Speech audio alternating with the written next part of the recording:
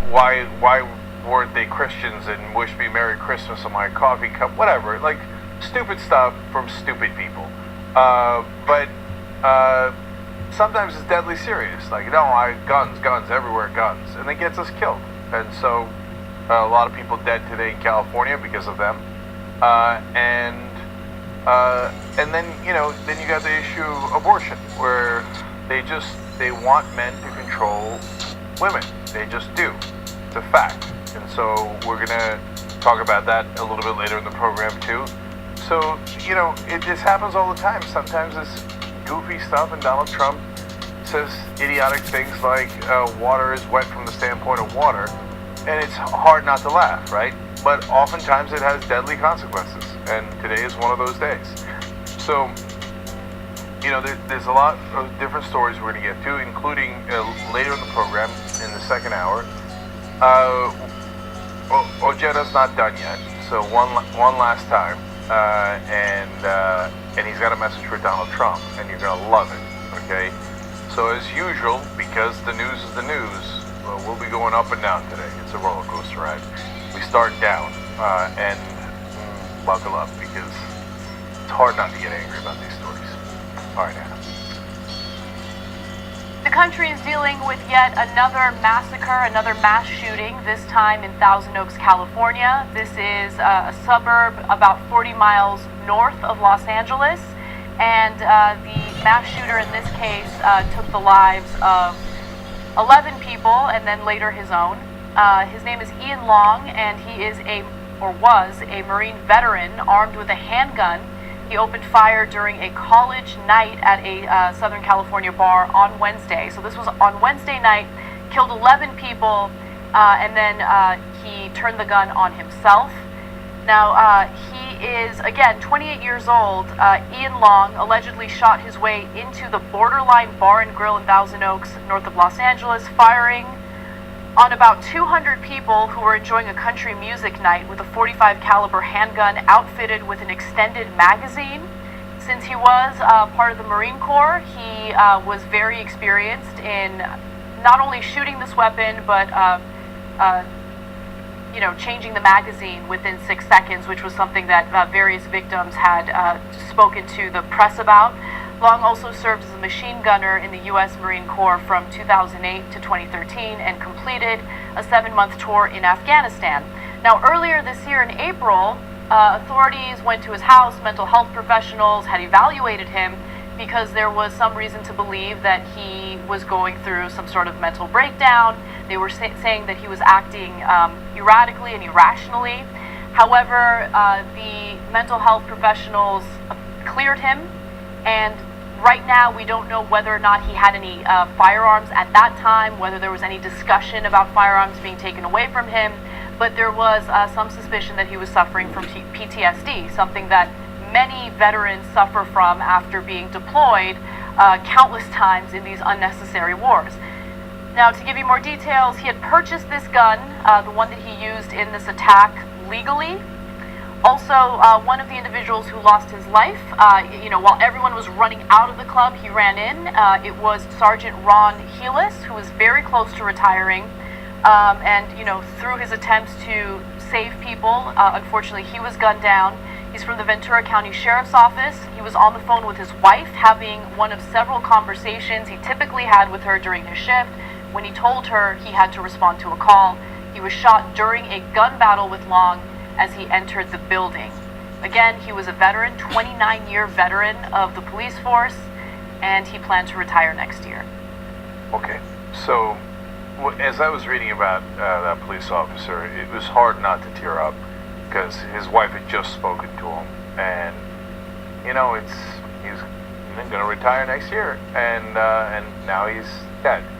So the right wing, in their usual stereotyping, ignorance, etc., says, the left wing doesn't care about cops. Are you crazy, man? I mean, look, there's a guy who risked his life and lost his life to try to save other human beings. We care deeply about him. We care deeply about all the people doing the right things. What we're trying to do is fix the country when there are things that go wrong. So it's not a blanket statement about anybody, and obviously look at what the this cop and so many others do in situations like this. And by the way, why do they shoot too often these days?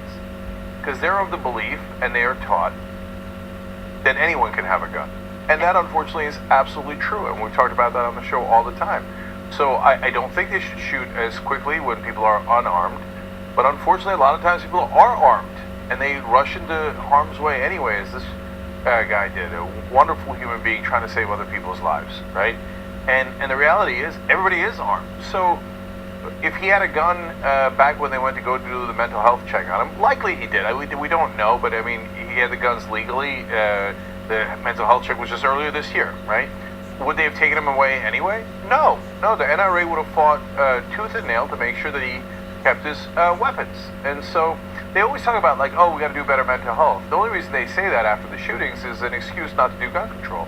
Now, do they actually do anything about mental health? No. Donald Trump defunded mental health. So it's a lie, as usual. Lie. It's not provocation, it's not misleading, it's not miscommunication. After all these massacres, they come out and say, oh, we got to improve mental health care, and then they defund, they cut mental health care funding in their budget because they don't care. It's just a trick. Now, why do they do it? Because they're corrupt. Donald Trump is corrupt. All the people, every politician that takes funding from the NRA takes money from merchants of death. The NRA funded by gun manufacturers who profit from people's deaths, who profit from these massacres. And that blood money goes to the politicians, and the politicians make sure that we keep having these massacres. If you think that's too strong, you're wrong. It's a fact. So, and if you think it's not going to happen in your neighborhood, you're nuts. Of course it's going to happen in your neighborhood. It happens in every newborhood. I've lost track of the massacres that have happened in Colorado over the last couple of years. Can you remember all the massacres in Colorado?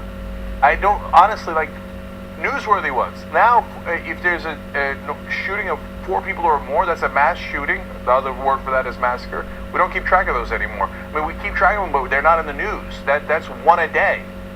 Otherwise, we do a story every single day about a massacre that happens in America, because it happens. Okay, well, now it's been amped up. This is 12 people dead overall. So, hey, that's a massacre so large, it's newsworthy. You remember all the newsworthy massacres in Colorado over the last couple of years? I lost track, right? And that's just one state. So in this case, there were people who said, oh my God, Thousand Oaks used to be, it was rated the safest neighborhood in America, or something along those lines. Who cares? There are no safe neighborhoods. That's right. Everybody's got guns. And so a certain percentage of people have mental health issues. That's actually a decent percentage. A smaller subset of that have mental health issues and are violent, are prone to violence. Now, even though that's a small subset, it's still a giant number in a country of 300 million people. So that means we've got probably hundreds of thousands of people in this country who are mentally ill, prone to violence, or just deranged from politics or their religion or one of their ideologies, and have incredibly easy access to guns. So legal or illegal, I mean, why would anybody bother getting an illegal gun? You just walk into a Walmart, walk out with one. I mean, so you can go anywhere to getting a gun in America is unbelievably easy. And so he probably got a gun the same way that everybody does. Just go walk in and grab one so that you can go murder people. So your town is not safe. No one's safe. No one's safe. And earlier this week, we were talking about how uneasy I felt going to a political event that did not have metal detectors as we were walking into the building. And that's the world that we live in. I was super nervous. I mean, I was thinking about how easy it would be for someone to open fire in that moment. And the reason why I think about that is because of how frequent these types of shootings are. And especially if you're at a political event in today's climate, you have to be extra cautious. We shouldn't be living in that type of country. This is supposed to be the United States of America. And oftentimes I feel like I'm living in this third world so-called democracy, when in reality, we have Americans who are fearful for their lives. We have domestic terrorism happening right now that our politicians refuse to do anything about. And one of the biggest stories today has to do with how 2 red states passed ballot initiatives severely restricting abortion, in fact, outright banning abortion, because the people of those states believe in protecting a zygote's life. But those are the very same people who will then turn around and say the first thing we need to do when these mass shootings happen is protect the Second Amendment, because guns are more important than human lives. So it shows you how insanely disingenuous they really are when it comes to the right to life. Because what about the right to our lives? Now, I've said on the show on numerous occasions, I'm not in favor of doing away with the Second Amendment or outright banning guns. But I do believe, and the vast majority of Americans believe, that we need common sense gun legislation, gun reform. But our politicians won't do it. And so, as I've said in previous occasions when similar stories have made headlines, we're going to talk about this, we're going to comment on it, but do I have any confidence that our politicians are going to do the right thing and represent us in our best interest? No, I don't think they're going to do anything at all. So, the guy who worked in law enforcement, retired, is in that area, and the reporters talked to him, and he said, well, look, I'm not a gun nut, so I don't own one, even though I carried one for work. But now I'm going to have to go buy one, because nothing is safe, and no one is safe. And the NRA looks at that and goes, mission accomplished. Massacres lead to more gun sales, not less gun sales. So they must be grinning ear to ear today at the weapons manufacturers that fund the NRA. So congratulations, guys. I thought that we were supposed to be afraid of a caravan. A caravan that's hundreds of miles away with no one that's armed in it. You think that caravan has a higher likelihood of harming you or your family than the guy living next to you with a gun? You're crazy. You're wrong. Yeah. You're wrong. You are 1,000 times more likely to be killed by your next door neighbor or someone in the neighborhood who has a gun than you are, or someone in your house. Actually, you're 10,000 times more likely to be killed by someone in your house with a gun than by some guy in a caravan. I say that I throw those numbers out there, but in reality, it's not hyperbole. It's actually less than a hyperbole. If you did the real numbers, the chance of you getting killed by someone in your house is almost infinitely higher than someone in a caravan coming from Honduras, or even any undocumented immigrant. You don't know the facts. You just don't know them. All you do is listen to Fox News, and they say, oh yeah, guns are awesome, the massacres are fine, it's just coincidence. It's a coincidence that it happens every single day in America. Yeah, you think so? It doesn't happen in any other developed world that has strict gun control, but apparently that's also a coincidence. Well, you believe that stuff if you want to believe it, or you're not that smart. Okay, now to the Second Amendment. No, we're too soft with them, man.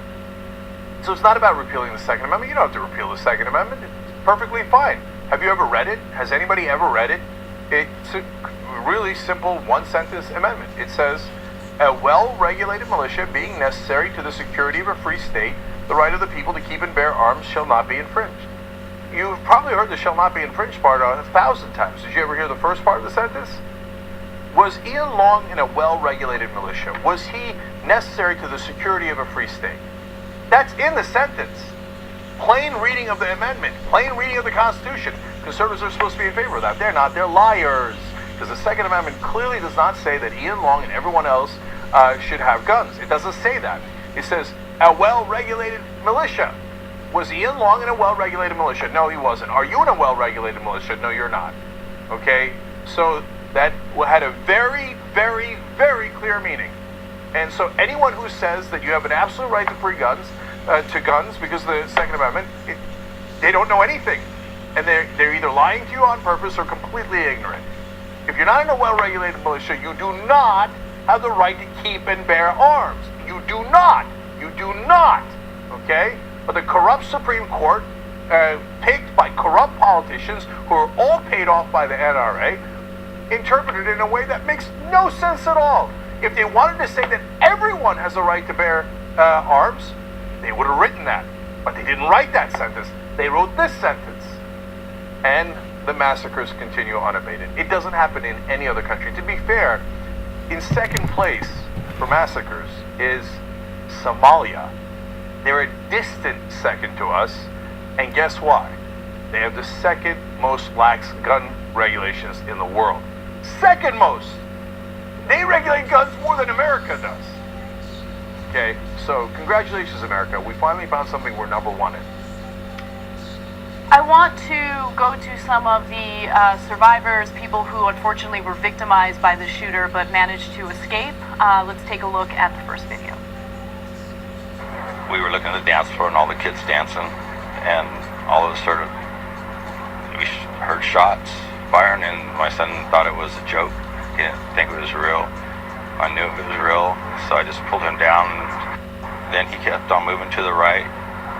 He shot the front desk cashier, and then he went to the towards the office and started shooting there, and I saw the people trying to jam into the office and close the door. I don't know what happened. And then he started shooting at the dance floor, walking toward the DJ booth at the upper level, and there was a lower level that the dance floor is, and he was shooting down on the dance floor. He's going to be traumatized for a little while, as I will, I think, because we made it out, and there's quite a few people that didn't, and they were all young. He had 2 rounds that I know with him. He changed them within about 6 seconds, which was really fast. So he knew what he was doing. And he also had perfect form. When I look back, he was like spot on. At the bar, you know, having fun, dancing.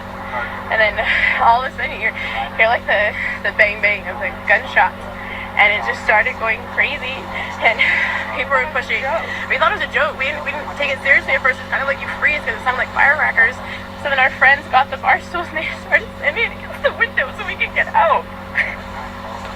So the authorities haven't identified all the victims yet, but what we do know is the majority of victims were extremely young college students, some of whom went to Pepperdine University between the ages of 18 and 20.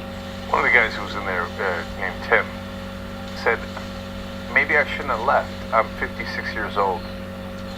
Maybe I should have stayed, and because those kids, they had a longer life to live than I do. So these are the choices we have to make as Americans now. Do you stay to get massacred, maybe save some people, or do you save your own life? And we won't ever, with these politicians and money in politics and the power of the NRA, our government is never going to do anything about it. You're just going to sit there and get massacred. Then you're going to have to wonder, should I have left or should I have gotten killed along with everyone else? So those are the choices we're going to make. We got someone who works here, and they know a person who died. It's Thousand Oaks is in the Los Angeles area, so that person is dead. And it's, if it hasn't happened in your area, it will soon. Everyone has guns. If we don't rein it in, don't ever act surprised. The enemy is here. It's us. We're terrorizing ourselves by allowing everyone to have a weapon, including politically unstable people, religiously unstable people, mentally unstable people. Who cares? The NRA says it doesn't even matter if you're on the terrorist watch list. And the government agrees. We're letting terrorists have guns. I mean, look, you could say, hey, one of the arguments they make is that the list is 3% wrong. Then fix the list. It's also 97% right. So let's give 97% of the terrorists guns because we want to protect the rights of the 3% that are wrong. I mean, then don't have a terrorist watch list. And that's a fine argument to make, okay? But if you have a terrorist watch list, how insane is it to allow them to have weapons? We don't limit the magazines. This guy had 30 bullets in a magazine. And he had 2 magazines that we know of so far. Right. We don't ban armor-piercing bullets, even though they are designed to kill cops. Specifically designed to kill cops. This guy killed a cop. But we don't do anything about it. We didn't do anything about it before. That's why that cop is dead. Okay, that's why all of them are dead. And we're not going to do anything afterward. When does the revolution begin? Now look, I'm not an insane right-winger. They say, oh, grab your guns and murder people you don't like. I'm the exact opposite. I need a political revolution. If we don't do a political revolution, we don't get money out of politics, the corruption will continue unabated. And they make money off of our deaths. So they'll keep making money and you'll keep dying. I want to take a break, but when we come back, there's the second portion of this story, which is the response from the right wing, including Marsha Blackburn. I want to say you won't believe what she had to say about this on Fox, but you probably will believe it. So stick around.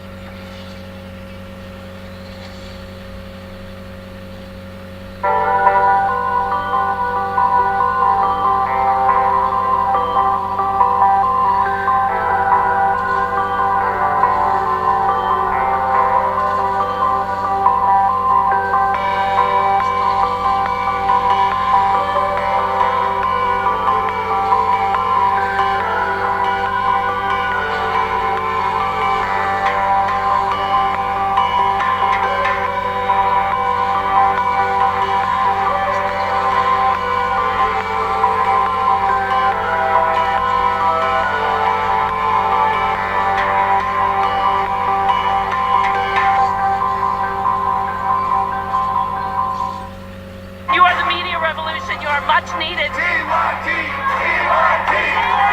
like 95% TYTR.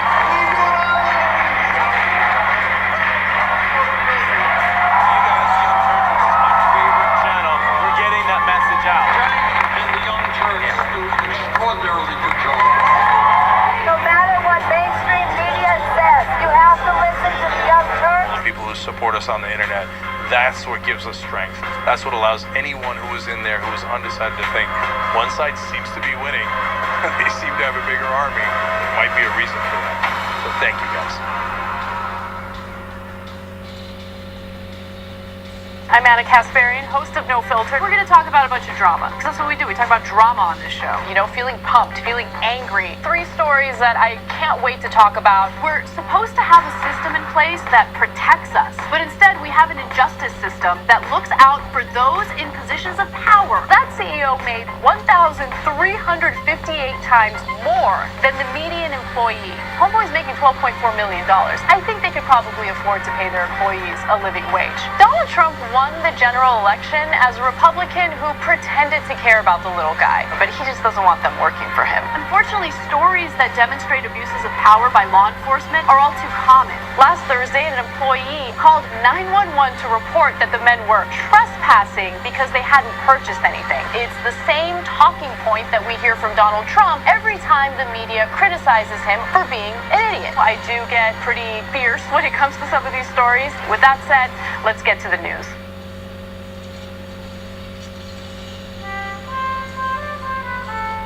It's winter, and it's cold this time of year, isn't it? Well, it might feel chilly, and the wind might bite at your nose. Maybe you want to snuggle up with a hot chocolate, or wrap up warm and wear your biggest coat. But in the grand scheme of things, our earth is too hot, and it's getting even hotter. Our seasons are getting confused. Lots of birds are nesting earlier, and spring flowers are coming out too soon. This is what climate change looks like. It's affecting so many of the things we love, both here in our own backyards and around the world. But we have hope, because we know that together we can protect them. If we act now, and everyone does their bit. So this Christmas, give a gift of love and show the world you care.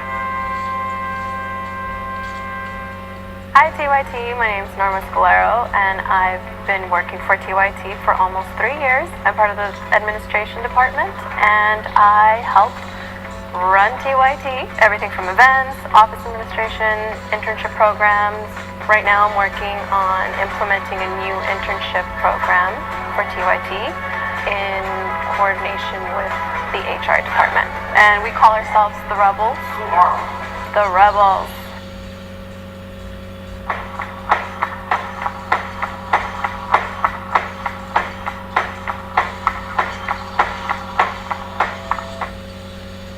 Alright, apparently we're back. Alright, let me read some comments for you guys. I think they're very pertinent to what we're discussing. Scott M123456 says in our members section, no place is safe. I used to think this won't happen here. Now I think, when will this happen here? Fortunately, that is true. Stephen Menke writes in, America seems so easy to scare when it comes to issues like terrorism and immigration, but they accept regular mass shootings. Makes zero sense. That's right. So if you're wondering why do we accept it, it's all 2 things. Money in politics and propaganda. So they buy all our politicians, so it doesn't matter what we want. 93% of Americans want federal background checks on guns. We don't have it. What happened? I thought we lived in a democracy. I'm sorry, by the way, I keep quoting the old number. The new number is 97% want it, including gun owners, including the overwhelming majority of the NRA members. They want a federal background checks. Nope. The NRA doesn't want it. The gun manufacturers don't want it. And they bribe all of our politicians, so you're not going to get it. I mean, you want to talk about makes zero sense, right? And it goes on. And then you get Fox News, oh, caravan. Oh, massacre, don't worry about it. Ignore the massacre. Don't talk about it. Don't politicize it. Don't talk about it. Okay? And that's how you get to where we are. Their corruption leads to our deaths. Perry S. writes in, I had to take 2 tests, pay monthly insurance, and yearly registration for my 50cc scooter so I could have a ride to get to work. I could walk into a Walmart and get a gun within 10 minutes and never have to report anything about it. This is America. Yeah, those scooters are awfully dangerous. You need more of a permit to go fishing in your local pond than you do to go buy an AR-15 and kill people. Now, this guy used a handgun. Rebel Dragons says, I live in Newbury Park, where basically the shooting happened. I have some right-wing neighbors discussing the horrible caravan the other day. Little did they know that their neighbor was the danger. Yep. They're so afraid of the others, they forgot to look internally. They didn't forget, they were misled. All right, and I'm going to go to YouTube Super Chat for 2 more relevant ones, because this is a good time to share, guys. And so I always tell you guys, you're the Young Turks, right? And so this is your experiences. Sage and Candle says, I live in a small town and have had 2 mass shootings within 15 miles in 2 years. Rock Falls and Dixon, Illinois. Of course, look, there was a shooting at UCLA. There's one in Thousand Oaks. They just keep piling up. When's your time? Caravan. People seeking asylum. Anyway, last one. Joseph Howard, also YouTube Super Chat. Next time you hear conservatives say Blue Lives Matter, remind them that they've never actually done anything to keep blue lives safe in our society. Yeah, I am. Like, so, we'll talk about it a little bit later, but conservatives love to say, oh yeah, Democrats don't know how to run any place. Look at Chicago and all the big cities that Democrats have mayors. Okay, well then look at Mississippi and Alabama.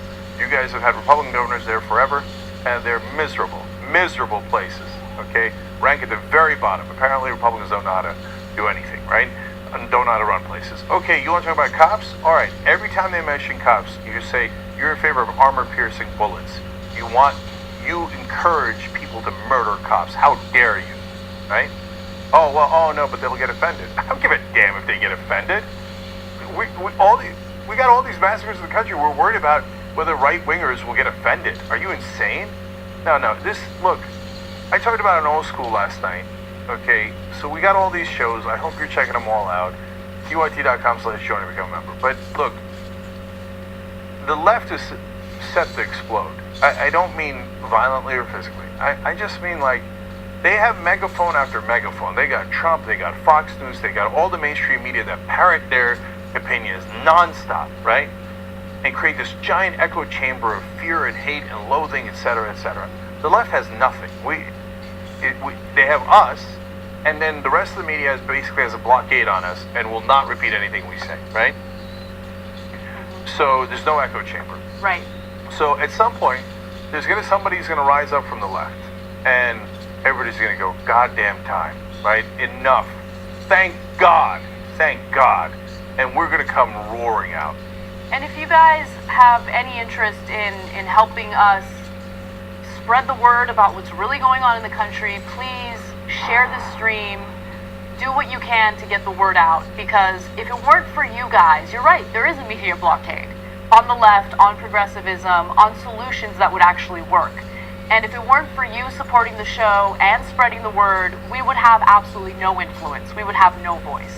So yeah, I mean, look, whenever you're watching any of our videos live, just share and like. It's super easy. If you can join, great, become a member. If you're already a member, you want to upgrade, tyt.com/upgrade. You want to do a gift so someone else actually hears these things. They don't hear it. I'm going to say it again later. The Bible is pro-abortion. No one on television in the history of America has ever said that, even though it is true. So there's a 99% chance that unless someone you know watches the Young Turks, they have never heard that fact. So give them a gift, tyt.com/gift, and they'll have membership. Let them listen. If they hate us, fine, they hate us, okay? But they might actually get educated. Anyway, let's keep going. following the mass shooting that claimed the lives of 11 innocent people and also the shooter who turned the gun on himself, Fox News ran a segment where they had an interview with Marsha Blackburn. Now, Marsha Blackburn has fashioned herself after Donald Trump. She's a huge supporter of Trump and his policies. So I'm curious what she has to say about the fact that 11 people were gunned down in Thousand Oaks, California. Take a listen. As a senator-elect now, I mean, what can we do? This was the deadliest shooting that we've seen in this country since Parkland. What do we do? Yeah. What we do is say, how do we make certain that we protect the Second Amendment and protect our citizens? We've always done that in this country. So the first thing she says, and the first thing she says that we need to focus on, is protecting the Second Amendment. Because the guns are way more important than the actual people who just lost their lives, and the countless others who will lose their lives in the future in these mass shootings that continuously happen in the country. That's the most important thing to her. Look, we need to think about how we're going to protect the Second Amendment. Let me decipher that for you. She's saying the most important thing is my campaign contributions. NRA gives me money. I don't protect you. 12 of you got murdered, including a cop. Don't care. My first priority is my check. Did the NRA give me the check? Great. Protect the Second Amendment. She's talking about basically protecting the rights of the shooter. That's right. The rights of the shooter. She's concerned about the shooter and not the 12 people who are dead. Mostly college students. As we told you earlier in the show, 56-year-old got out, said maybe I should have stayed and taken a bullet for one of the kids. And she doesn't think that. There's quiet heroes all across the country. She thinks, ooh, where's my check? Where's my check? This is corruption defined. She's a terrible human being. These are the kind of scumbags that become politicians in this country. The ones that go, okay, I don't care about the citizens at all. Who's paying me? Oh, pharmaceutical companies are paying me? Let's set up a pill mill. I'll look the other way. You just poison the local communities. Tennessee, opioid epidemic is devastating Tennessee. Who cares? Did Marshall Blackburn's check clear or did it not clear? Oh, there's massacres all over the country, including in Tennessee. Yeah, I know, but she got paid. She's thinking, I got paid.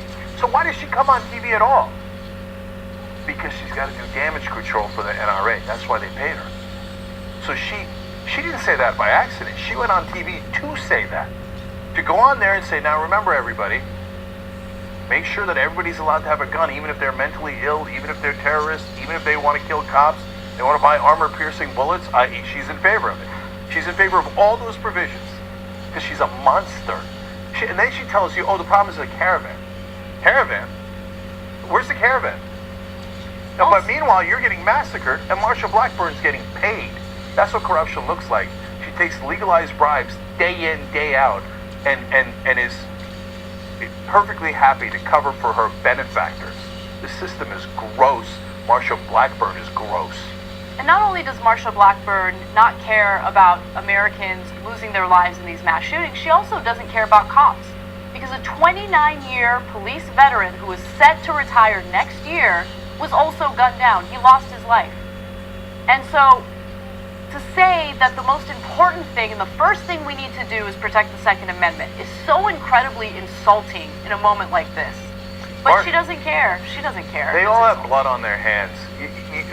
You encouraged everybody to get those. You wouldn't ban high-capacity magazines. He had a magazine that could hold 30 bullets. You wouldn't ban armor-piercing bullets. Cops have armor. No one else does. That's specifically designed to kill cops. It's on your hands. It's on your hands. So we have to do something political about it because we're not monsters like that. Now, unfortunately, Tennessee, you just had a chance, but oops, you just made her senator. Just 2 days ago. Now you're stuck with her for 6 years and she gets paid. I wonder if they write her a check after every massacre.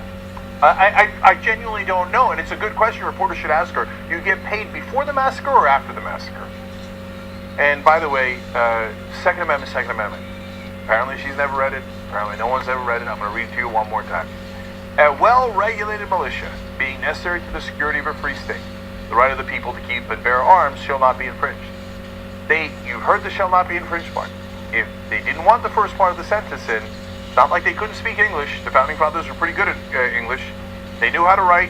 They wrote the greatest document known to man. Okay? They said, for a well-regulated militia. Ian Long was not in a well-regulated militia. The Second Amendment should have never, ever applied to him. But Marsha Blackburn gets paid to misinterpret the Second Amendment. Now, the propaganda on Fox News continues. So Fox had a segment where they featured a former NYPD lieutenant by the name of Darren Porcher. And I think it's important to highlight this conversation because now a lot of the onus in keeping safe is on us as Americans, right? What do we need to do? What other security measures do we need to go through in order to keep ourselves safe? And what I'm hearing from this, former police lieutenant is more of the same. Again, you need to be responsible for keeping yourself safe. Take a look.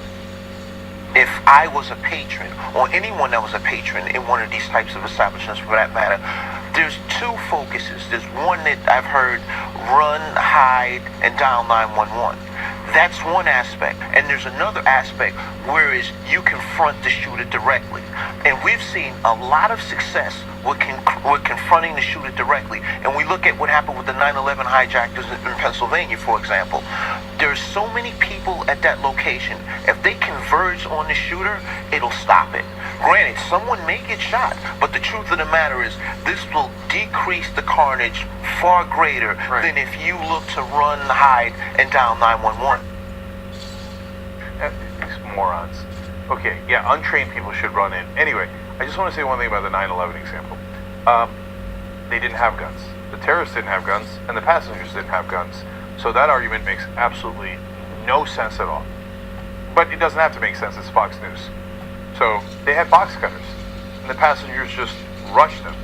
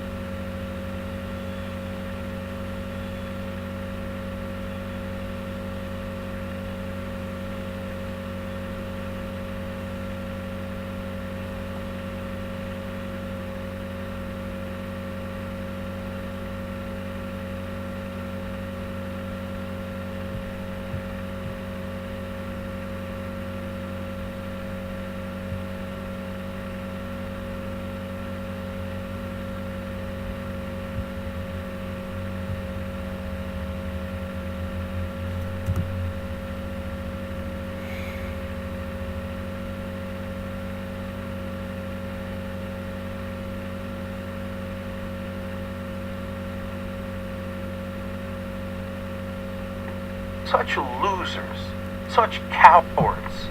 How long can we stand for this?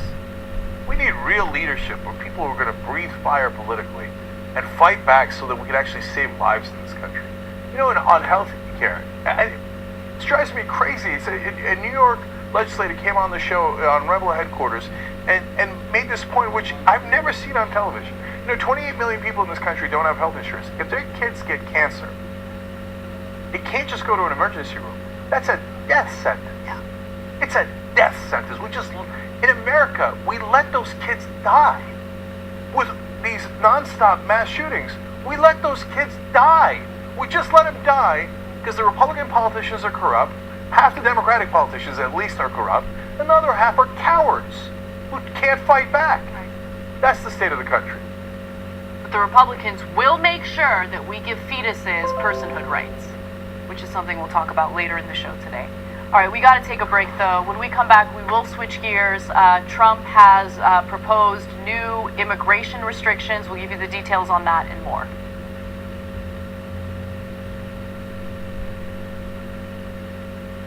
You're doing a show that's blowing the doors off everybody. Young Turks is the largest online news network. Not a big deal. We're going to rock the boat. We're going to be counter-establishment. We're going to tell people the truth to the best of our abilities. We're so sick of this corruption. We're not the robots on TV.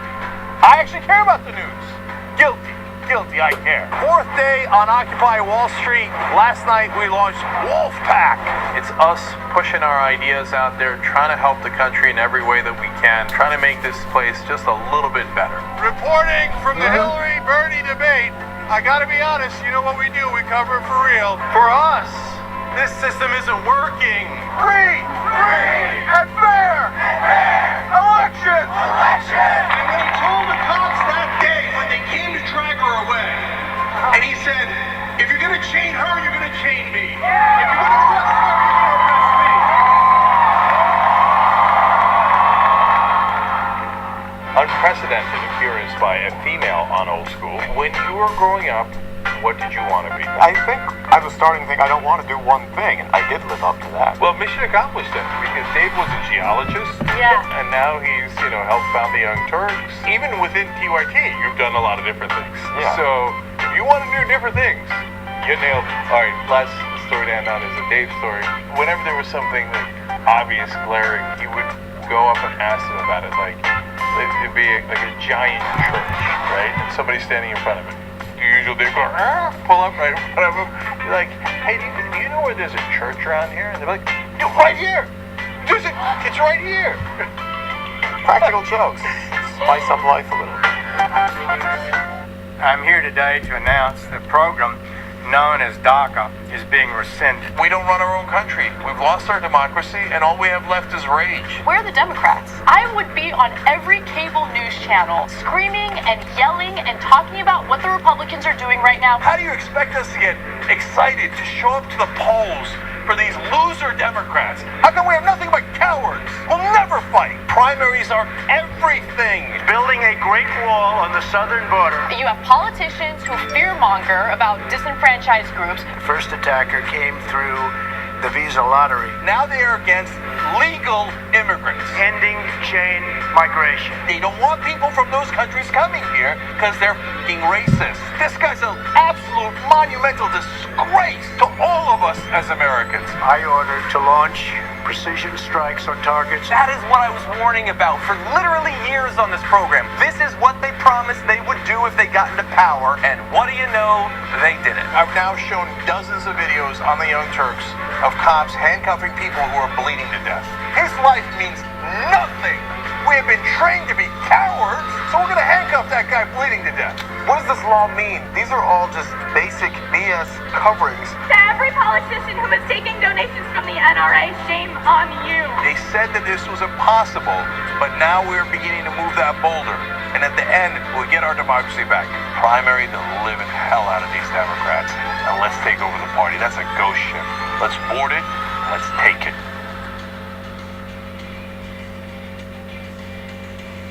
Hi, my name is Esther. I'm the associate producer for the main show. What are we working on right now? So anything that has to do with the main show, whether it's grabbing elements or helping Jake or helping the host. or doing research. I could go on and on. It's really fun and really nice because it's different every day. You don't know what kind of content you're going to get. You don't know what kind of breaking news you're going to get. You kind of have to take that and put it in order, and somehow it becomes a show.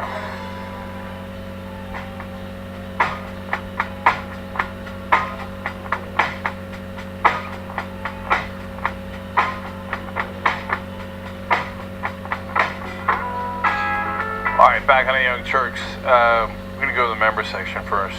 Tennessee writes in, if I was running a political campaign as a Democrat, maybe I should buy a bunch of guns and then give them away during a campaign event.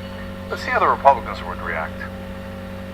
Now, look, when people on their side have guns, they love it. Give guns to Democrats, liberals, black people, Latinos, my guess is they're not going to like it quite as much. I mean, Brian Kemp in Georgia, you know, the one who's in this gubernatorial race against Stacey Abrams, we're going to talk about them later in the show today. I mean, in order to fearmonger about the type of people who support Stacey Abrams, he shared some fake photo of so-called Black Panther people holding guns. Like, why is that so scary, Brian Kemp? I thought guns were great. I thought Americans had Second Amendment rights. I thought the most important thing we need to do is protect those Second Amendment rights. So, when Ian Long has a gun, he didn't mind. 12 people got killed. Black Panthers have guns and don't use them. He minds. Interesting. J-Bone in the member section said, imagine a world in which Democrats defended the Voting Rights Act, the Fourth Amendment, and Roe versus Wade as fervently as Republicans defend the Second Amendment. Exactly. Look, speaking of members, we brought TYT Classics back. This is where we bring back old videos and rewatch them, and they're amazing. Amazing for how we've changed, how we haven't changed, what we used to say on the show. And this week, we've got me, Dave Kohler, and Jesus playing Dave Kohler's America, okay? And so that's a classic. You guys are going to love it. If you're a member, check that out. I think you'll really, really enjoy it. If you're not, obviously, tyt.com/join to become a member. And get all of our shows, just $4.99 a month. If you want $5, basically, activist level is $10. Okay, last two comments here. TNF channel on Twitter says, by all means, shooters have rights, but never women. Right? Yeah, shooters should have more rights than women. That's literally what the Republican Party believes. Marcus Patterson on YouTube Super Chat says, on the 4th of July this year, we had a mass shooting scare at my job, theme park at Broadway and Beach. I've been shaken up about it since because I know all too well that it could happen anywhere. That's right. And of course, there was the shooting at the YouTube headquarters, and on and on and on it goes. All right, Anna, what's next? All right. The Trump administration is still fear-mongering about immigration, and so Trump has decided to tighten immigration asylum rules today and has announced them today. So according to the Washington Post, the administration announced new measures that would deny asylum to migrants who enter the country illegally. So anyone who enters through anything other than a port of entry would be entering illegally. And those people were still considered possible candidates for asylum in the past. But under what Trump wants to do, that would not be the case. Now, what he's doing is citing national security concerns in order to get this through any possible court challenges. The restrictions rely on authorities invoked by the president to implement his travel ban in early 2017. So he's using the same reasoning in order to sell this. Now, immigration advocacy groups insist U.S. laws clearly extend asylum protections to anyone who reaches the United States, no matter how they enter the country. Now, here's the issue. Well, there are a number of issues.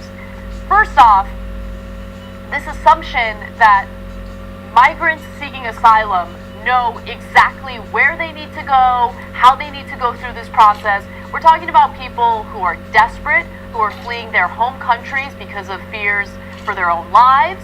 And so are they like sitting on a computer doing extensive research on the right way to enter the country as they're fleeing for their own safety?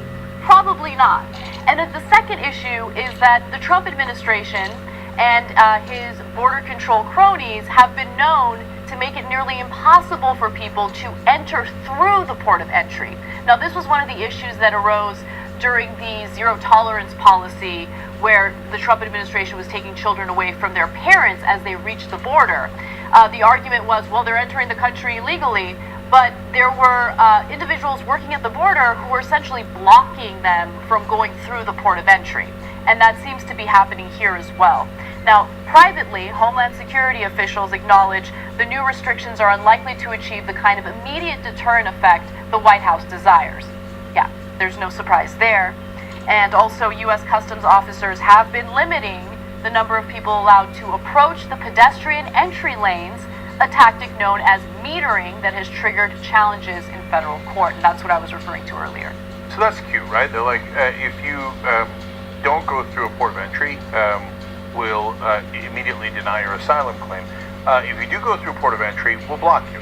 Oh, okay. Well, we appreciate that. Now, think about this. Now, it's easy to demagogue against immigrants coming in from Latin America to white evangelical voters in specific. They're the ones who vote for Trump and Republicans in the greatest margins, because they play white identity politics. They go, scary brown people, look at them coming in. So let me use a different example and see if you still think that this is a good idea. So imagine that there was a Christian who was being persecuted by a fundamentalist Muslim government, and he was going to be killed. So he ran away to avoid beheading and got to our country, but didn't know how to enter. He got somehow got past the border, okay? But thank God he made it. Would we send him back to get beheaded? Absolutely. Now, under the Trump administration, 100% we would send him back. But my guess is that the right wing would have a totally different perspective on that than they do about Latinos that are coming into the country. So they would say, oh my God, a Christian from the scary, evil Muslims? Oh, we have to protect him. This is the most important thing in the world. He's seeking asylum. What difference does it make to how he got here? He's running from the scary Muslims. Of course, right? But when it's people running away from violence in Honduras, the brown people. I think you're giving them too much credit. I don't think they care at all whether it's refugees seeking asylum from Latin American countries or someone coming from a Muslim majority country. They want them out. They're the others. They're the brown people. They're the scary foreigners. Meanwhile, we do nothing about the American terrorists that rain terror here in the United States on a regular basis. We do nothing about these mass shooters. We do nothing about people who carry out acts of political violence here. And I'm not talking about protesters, the same people that Republicans cry and whine about, people who have not carried out acts of violence. I'm talking about right-wing terrorists in the country who have carried out acts of violence. We do nothing about them. Those are the real threats, but we do nothing about them.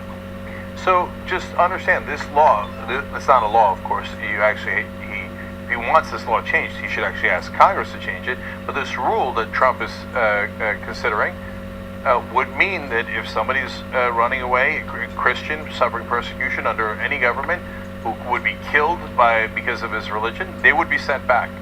That's the rule. That's the rule. We don't care. You came in illegally. That's it. By the way, the Jews that came during the Holocaust, we did send them back. And under this rule, we would send them back again. Well, sorry, you came in illegally. The Nazi government did not give you papers. You didn't have proper documentation. You didn't go to the right place. Send them back. And so just know what you're signing up for. If you're comfortable with it, okay, fine. You're comfortable with it. I'm not comfortable with it. There's a reason why we have asylum laws, so that we don't send people back to monsters, okay? And we protect them, because we're supposed to be the shining city on a hill. But they don't believe that. They don't believe anything that America stands for. What's on the Statue of Liberty? Well, let me read it to you.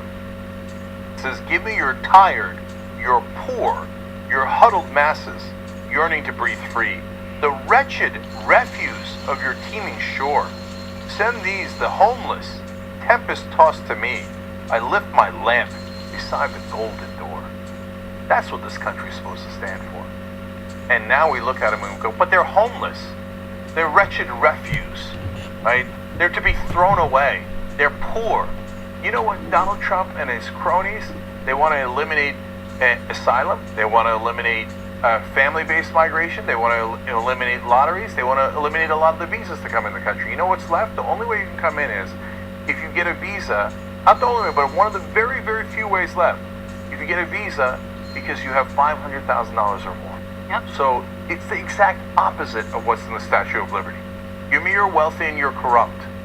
That's the only people that Donald Trump wants in this country. And the visa that you just referred to, which is sometimes referred to as the golden visa because of how expensive it is. Again, $500,000 to get that visa.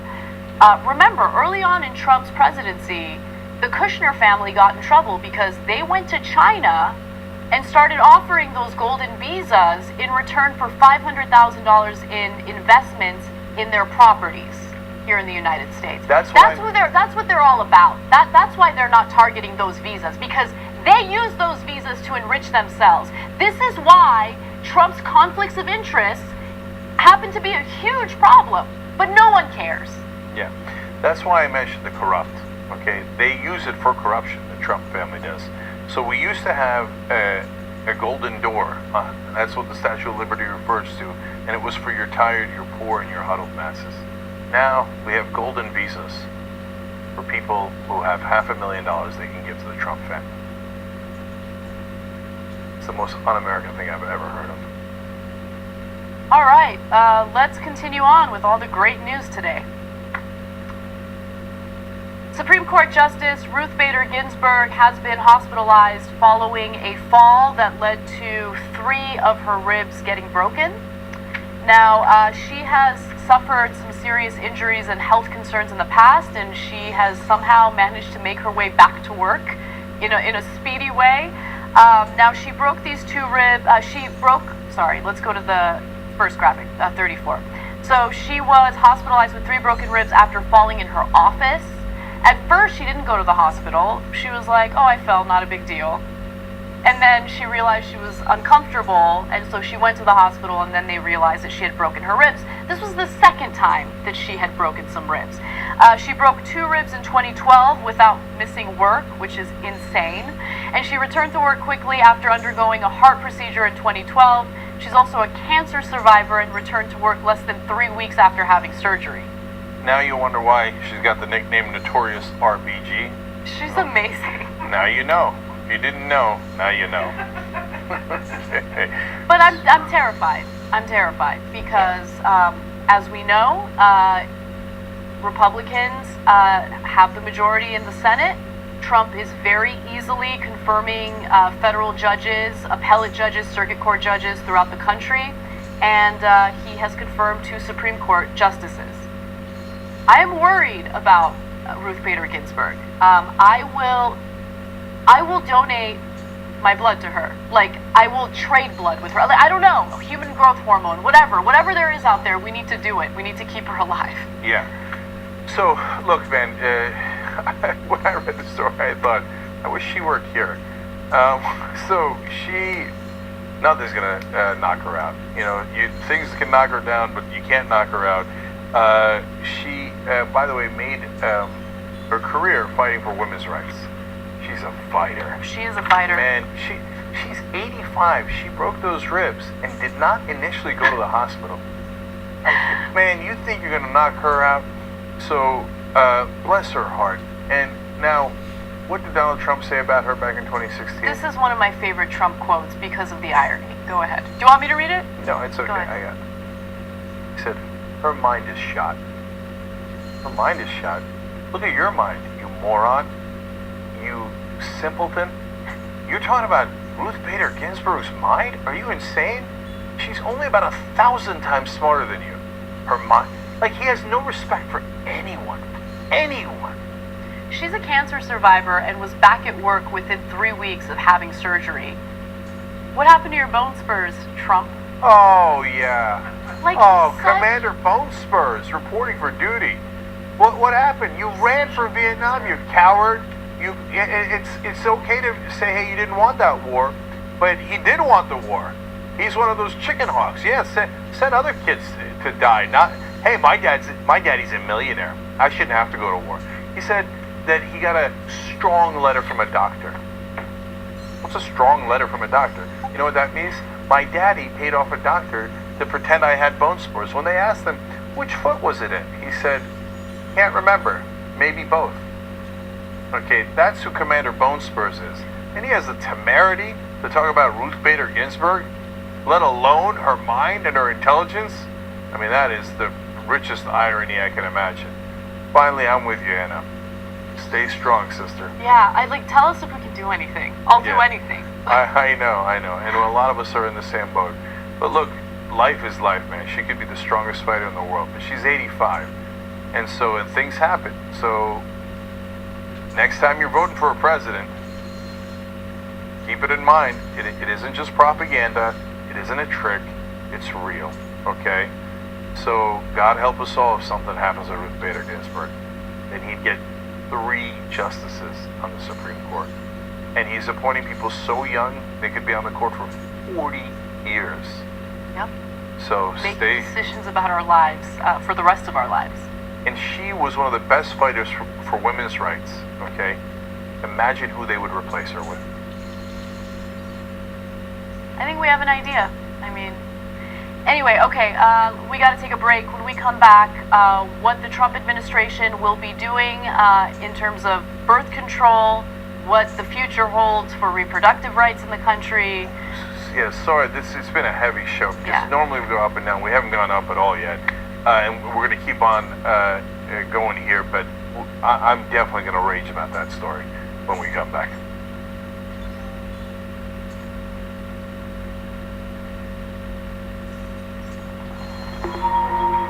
We have this idea in this country that when it comes to healthcare, more is better. You can't be too thin or too rich, and you can't get enough healthcare. We all come to a similar conclusion that about 30% of U.S. healthcare spending is devoted to unnecessary services. And that's, $800 billion a year. You don't have a significant blockage. You have to remember that one person's waste is nearly always another person's income. And income turns into strong political defenses of areas that are classic waste. We spend 2.5 times more per capita than the average Western European country spends. But the part that I'm most worried about is the waste that actually hurts patients. I was ready to have a stent put in when I stopped them. I see it every day in real human beings who get enormous amounts of unnecessary testing and enormous amounts of unnecessary treatment. And then the irony, of course, is that when we look at the Health Olympics and how we come out in the world in terms of health outcomes, we end up doing terribly. We're just below Slovenia or next to Costa Rica. When we spend more, the outcomes are oftentimes worse. How can that be? Life is so unfair. Everything we do in healthcare is innately dangerous. It's sometimes extremely difficult to walk that thin line between help and harm. And you step over it fairly routinely. I got a phone call that confirmed that I had cancer. And I said, life as we have known it is over.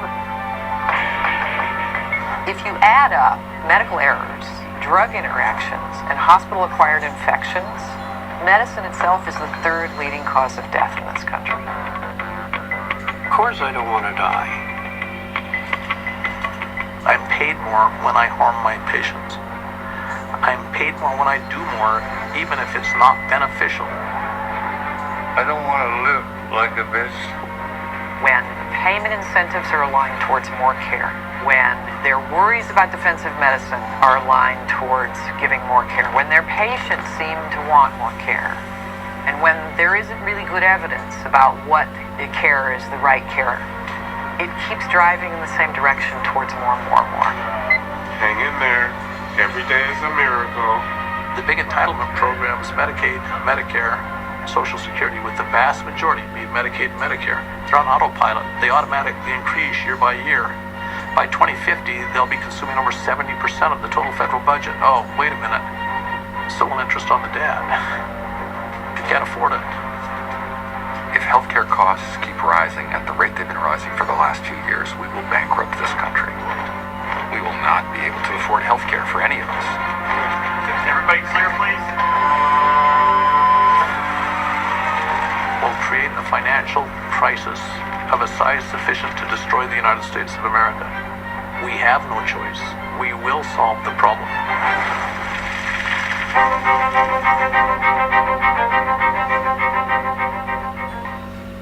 name is Cassandra Hanks. I've been with TYT for 3 years. I am a video editor and a photographer. The main perk for working for TYT is, as being their main photographer, I get to photograph and sometimes meet some of the celebrities that come through. Susan Sarandon was amazing because she brought her dog Penny. Tom Morello is probably my favorite because I love rock music. Meeting people like Joss Whedon and Quentin Tarantino has been some of the reasons why I got into filmmaking and photography was like a dream come true.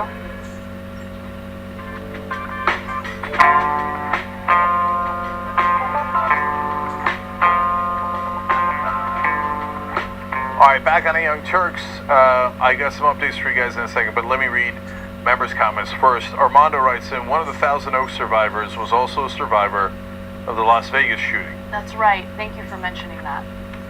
Thank you, Armando. He says that's unacceptable. Things have to change. Yeah. The caravan. And Caravan. I wish I had mentioned this. There's just so many details. As you guys know, we're not on teleprompters, so it's hard to remember every little detail or remember to mention it. But he also used smoke grenades. He went in, used smoke grenades. So for all those people who were like, oh, well, you just need armed guards, and if more people had guns, they could have stopped him. He used smoke grenades. Are you kidding me right now? Well, Anna, you know that the only person who can stop a bad guy with a smoke grenade is a good guy with a smoke grenade. So now you're going to have to carry a gun and a smoke grenade. And in case he has an AR-15, also that.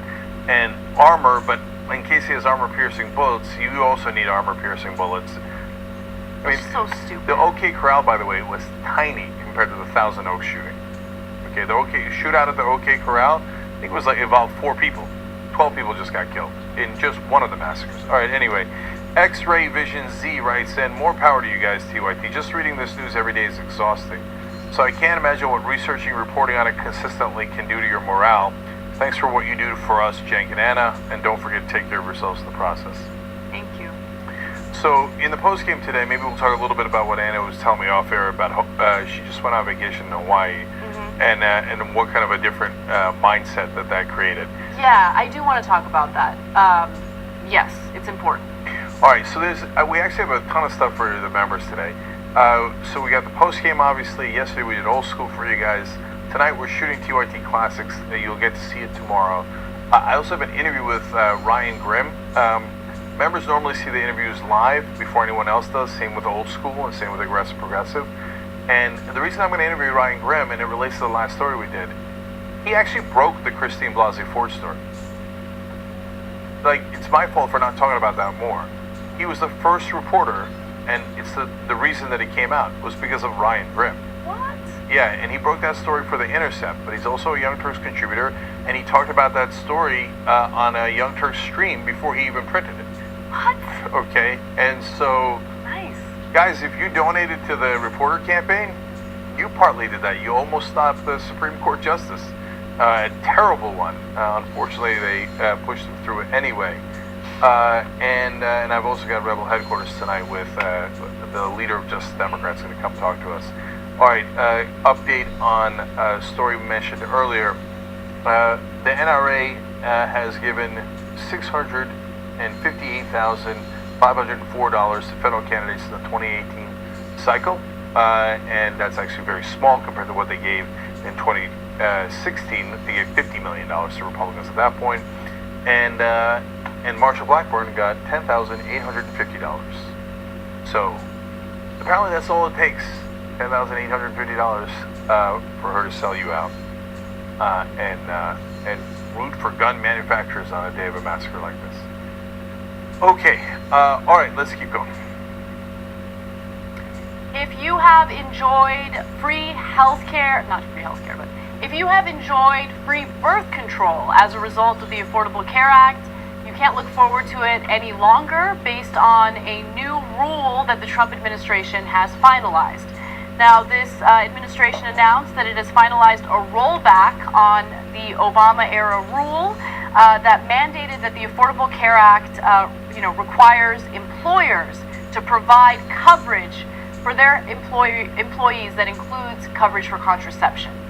Now, the Trump administration is arguing that they want to protect religious liberties. So if there is an employer or employers throughout the country who feel that they have a moral obligation to prevent these women from taking birth control, then they will be able to do it. The new rules, set to take place in about 60 days, will allow employers that object to the use of birth control to stop paying for their workers' contraception. Now, let me be clear about one thing. The employers are not specifically paying for contraception. The employers are providing the health insurance benefit, which the employees then use to get their contraception. And the whole point of making the contraception easily obtainable and affordable, in this case free, was to save money in health spending in the country, because we spend about $11 billion a year on unexpected pregnancies. So this was all an effort to help women who want birth control get it, so they don't have to get pregnant, they don't have to have an abortion, none of that stuff has to happen. You prevent the pregnancy from happening in the first place. Anyway, so now it's based on what the Trump administration wants. It's likely that if you have a religious employer, they can go ahead and do away with this one benefit. Now, theoretically, the law is supposed to be applied equally. So if your employer is fundamentalist Muslim, he could apply Sharia law to you and say, according to Sharia law, you should not get this kind of insurance, that kind of insurance, that other third kind of insurance. So, sorry, now you have to pay out of pocket. No, but like, we don't even have to apply it to insurance. If you have a Muslim employer who believes that women should be dressed in a hijab, then, I mean, Republicans have to accept that, right? That employer, based on this line of reasoning, would be able to force female employees to wear hijabs. Why? I mean, it's religious liberty. Religious liberty. Hey, listen, they don't have to bake you a cake if they don't like you, okay, for religious reasons, and they don't have to let you work there unless you're wearing a hijab. Sorry, religious liberty. But can we just talk about how stupid this is? Because as an employer, you are, of course, forced by law to pay your employees. You can't tell your employees what they can and can't spend their money on based on your morality, based on what your, religious doctrine tells you. So why is it that employers would be able to control what people can use their health insurance for? You know what? I mean, I'm not kidding. I mean, these sound like crazy exaggerations, but this law is a crazy exaggeration in effect. So if you have a Muslim or Orthodox Jewish employer, they can say, hey, my religion is offended by you eating pork. So I saw you eating a ham and cheese sandwich. And so, one, you're not allowed. Two, I'm going to take away your insurance because that's, your weight and your health is connected to that ham sandwich. And so I'm just going to nitpick every part of your life because of my so-called religious liberty. Well, then, dude, you don't eat the ham and cheese sandwich. But you can't discriminate against your employees. Now the law says, yes, you can. It doesn't matter. We're just going to enforce our religion on everyone. And go live in Saudi Arabia, man. This isn't that country. And by the way, last thing on this, 99% of single women use contraception. 99%. They hate you, right? And you're voting for them. You're voting for people who are going to say, hey, guys, you pay this up for insurance. Women, you pay that. Plus, you have to pay extra, and you have to go tell people, I want contraception. You have to raise your hand, and you have to tell your employer, okay, hey, I want contraception. Boss, you should know about my sex life, and so I'm going to tell you, and I need to go and pay for it. And you have to pay more than men. You have to pay more than men. And you go vote for Republicans? Okay, well then when they come pick your pocket and take away your rights, shut up about it. So this is all a concerted effort to roll back any and all reproductive rights. And what we've seen in the midterm elections in 2 red states does matter, because it has to do with abortion and it has to do with the Supreme Court. So let's go to that. So voters in both Alabama and West Virginia approved ballot initiatives on Tuesday, which was the day of the midterm elections, that will update the state constitutions to declare that abortion rights are not guaranteed And of course, this is a move that will severely curtail reproductive rights in the states. Now, I'm going to keep it real. These ballot initiatives straight out ban abortion. As soon as the Supreme Court, if the Supreme Court rolls back Roe v. Wade or does away with Roe v. Wade, that's when these ballot initiatives go into effect, essentially outright banning abortion. Now, in Alabama, it goes a little further because they would give personhood rights to a fetus, a zygote. Sperm, though, sperm is not life. It's only life as soon as it enters a woman's body. That's when it's considered life. All those people who get shot up throughout the country because our politicians refuse to do anything about gun violence, those people's lives don't matter.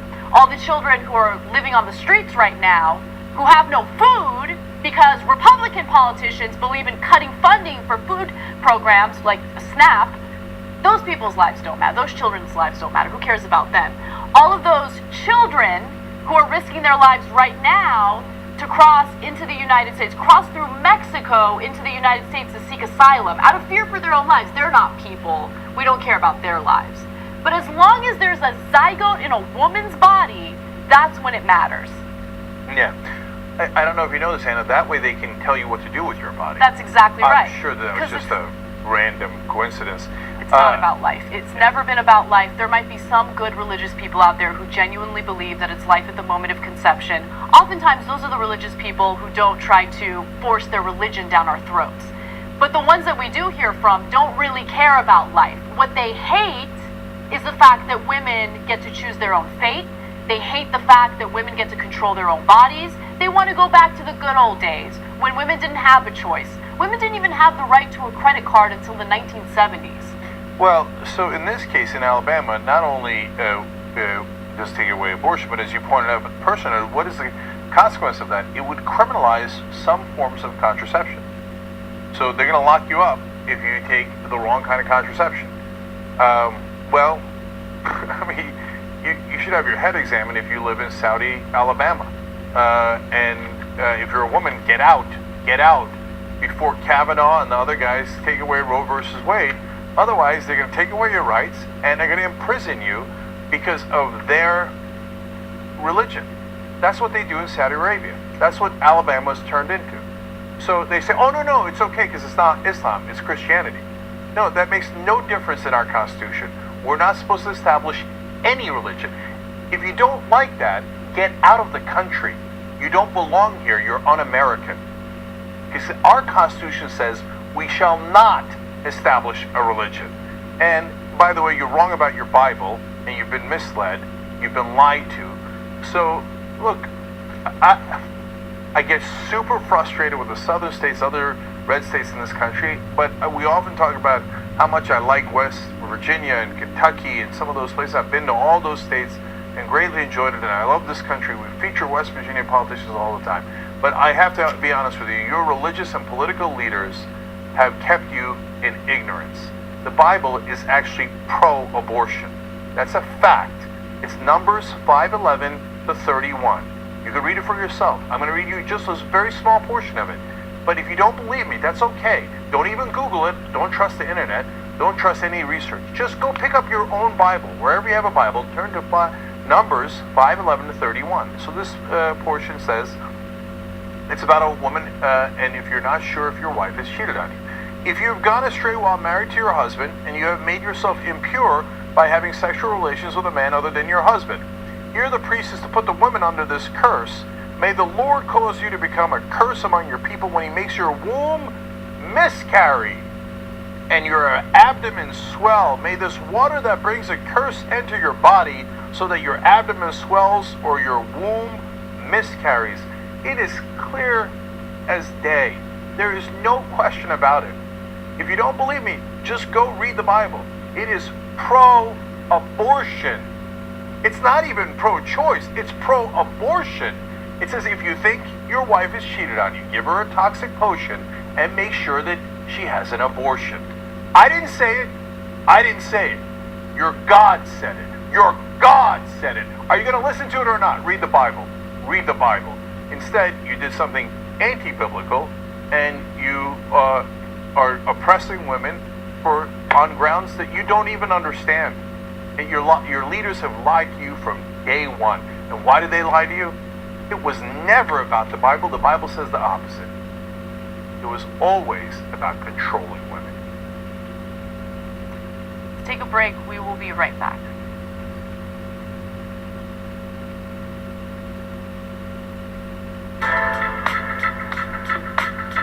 I went to Kentucky Fried Chicken when I had first got my license, like 17 years old or 17, 18, whatever it was.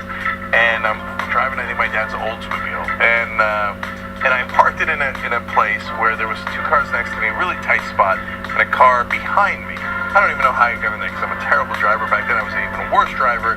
And on the roads I'm okay, but in parking spots I have terrible spatial reasoning and I'm a mess. And on my way out, I hit all three cars at once. I broke all records, okay? So I went, as I'm backing out, I went boom, oh and this side hit that car, this side hit this car, and the back hit the third car. Okay. And I got stuck. I didn't know how to get out. Like, I went, okay, for this, and then I'm like, no, and then, right? And then finally I had to stop, go inside the KFC and go, I'm sorry, I hit a bunch of your cars. They're like, what do you mean a bunch of your cars? I'm like, I don't know. Wow, there's a B? Yeah. I'm like, I hit three cars. I don't know. So you guys gotta come help me, okay? Okay, so one, my bad. Really sorry. Okay, number two, can someone take my car out? Because I don't want to keep hitting your cars, and I'm incapable of taking it out of this spot. What he did to women has no place in America. At least he wasn't targeting children. Just because she's 18, now she doesn't matter? Step out of your social media bubble, Tim. A new party game is taking America by storm. It's called Cards Against Womanity. One player reads the prompt. The pedophile who got off easiest is blank. The others fill in the blank. Roman Polanski. Woody Allen. R. Kelly.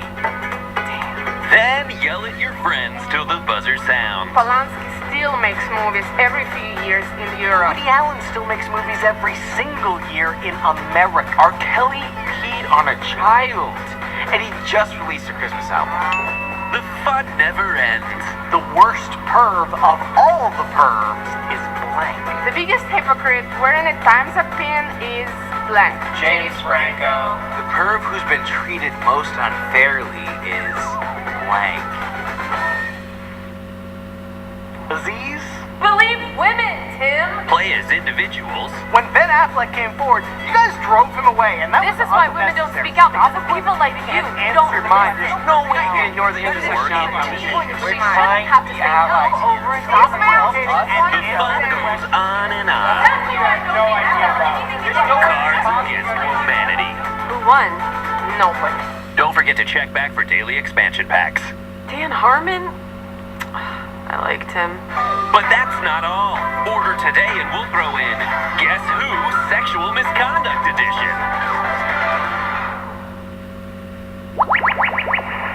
Does your perv prey on children? No. Did he grope someone and have a dynamite recipe for flatbread? I don't know who this guy is. Does he have a terrifying button in his office? Yes. Is it Donnie? Yes. Because let's face it, these are the games you've been playing for months now.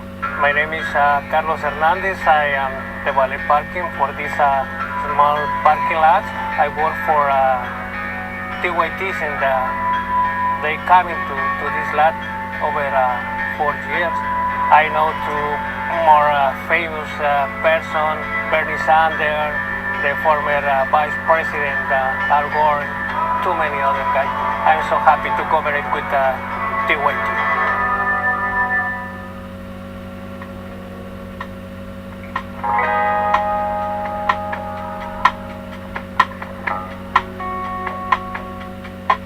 All right, back on the Young Turks, let's read some member comments. James says, as a Jew, can I demand every man be circumcised?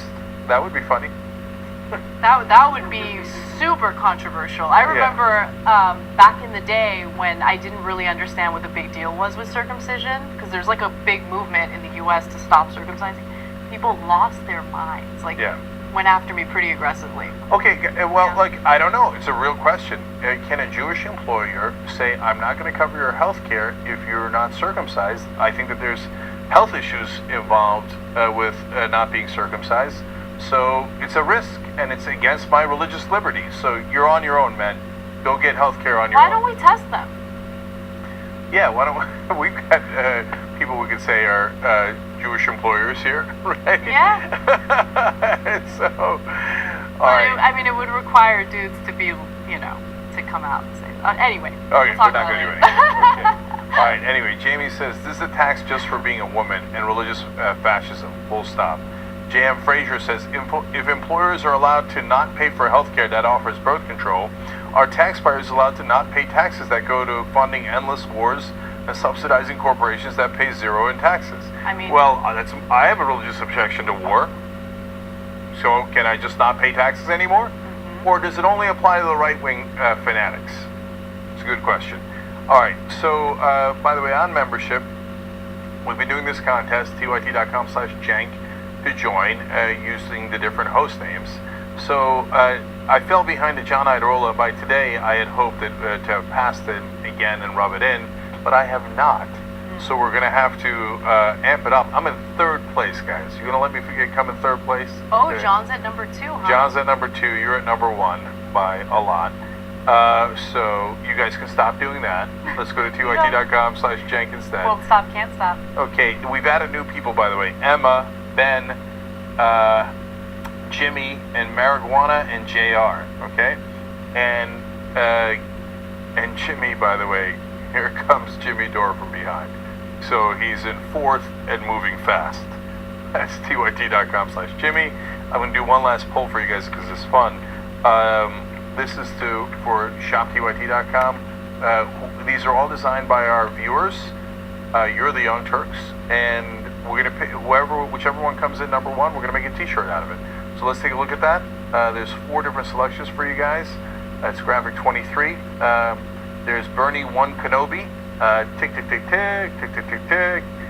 There's Anna's We Can Do It and Space Invaders inside of Trump's head. It's a super tight contest, by the way. Super tight.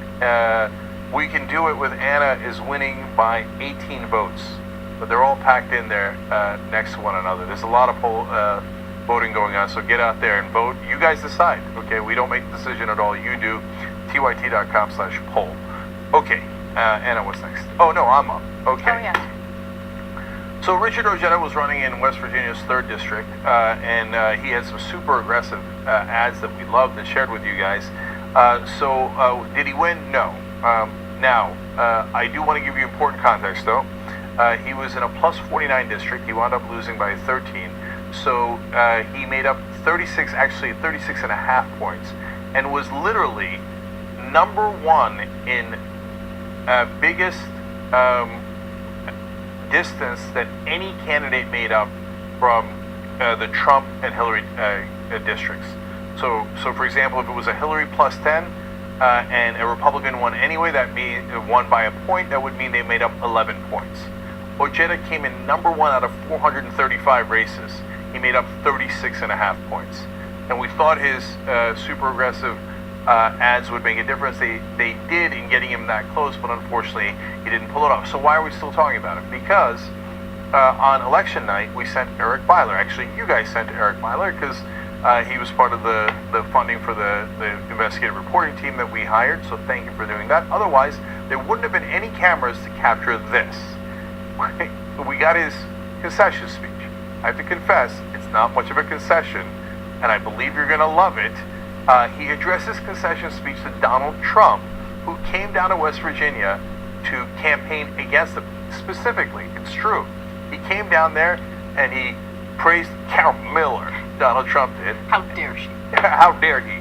And he went after Ojeda and called him a wacko, right? So here is Ojeda's so-called concession speech responding to the president.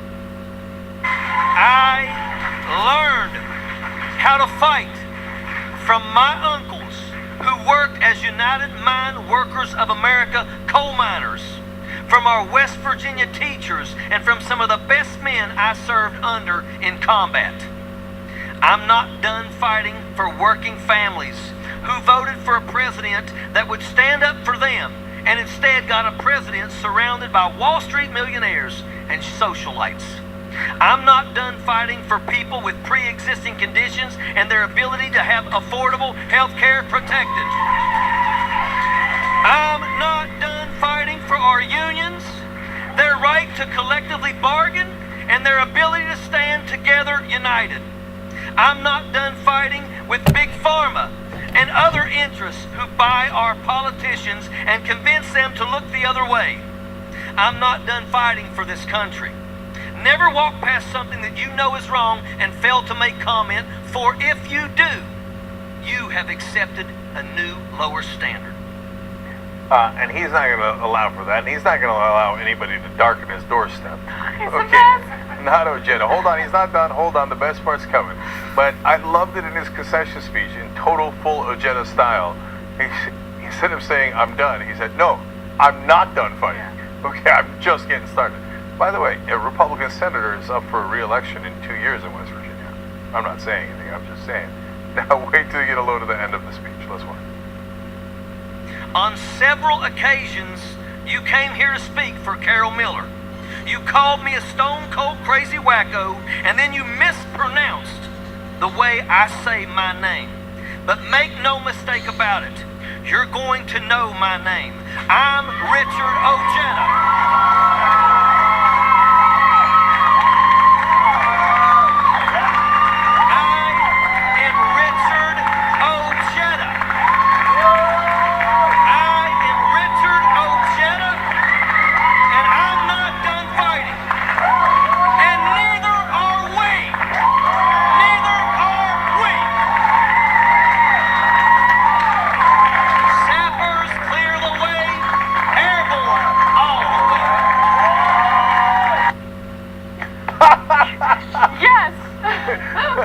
My name is Richard Ojeda, and I'm not done fighting. He deserves and should be representing the people of America. He should be a politician. But in the meantime, he needs to be a life coach and inspirational speaker.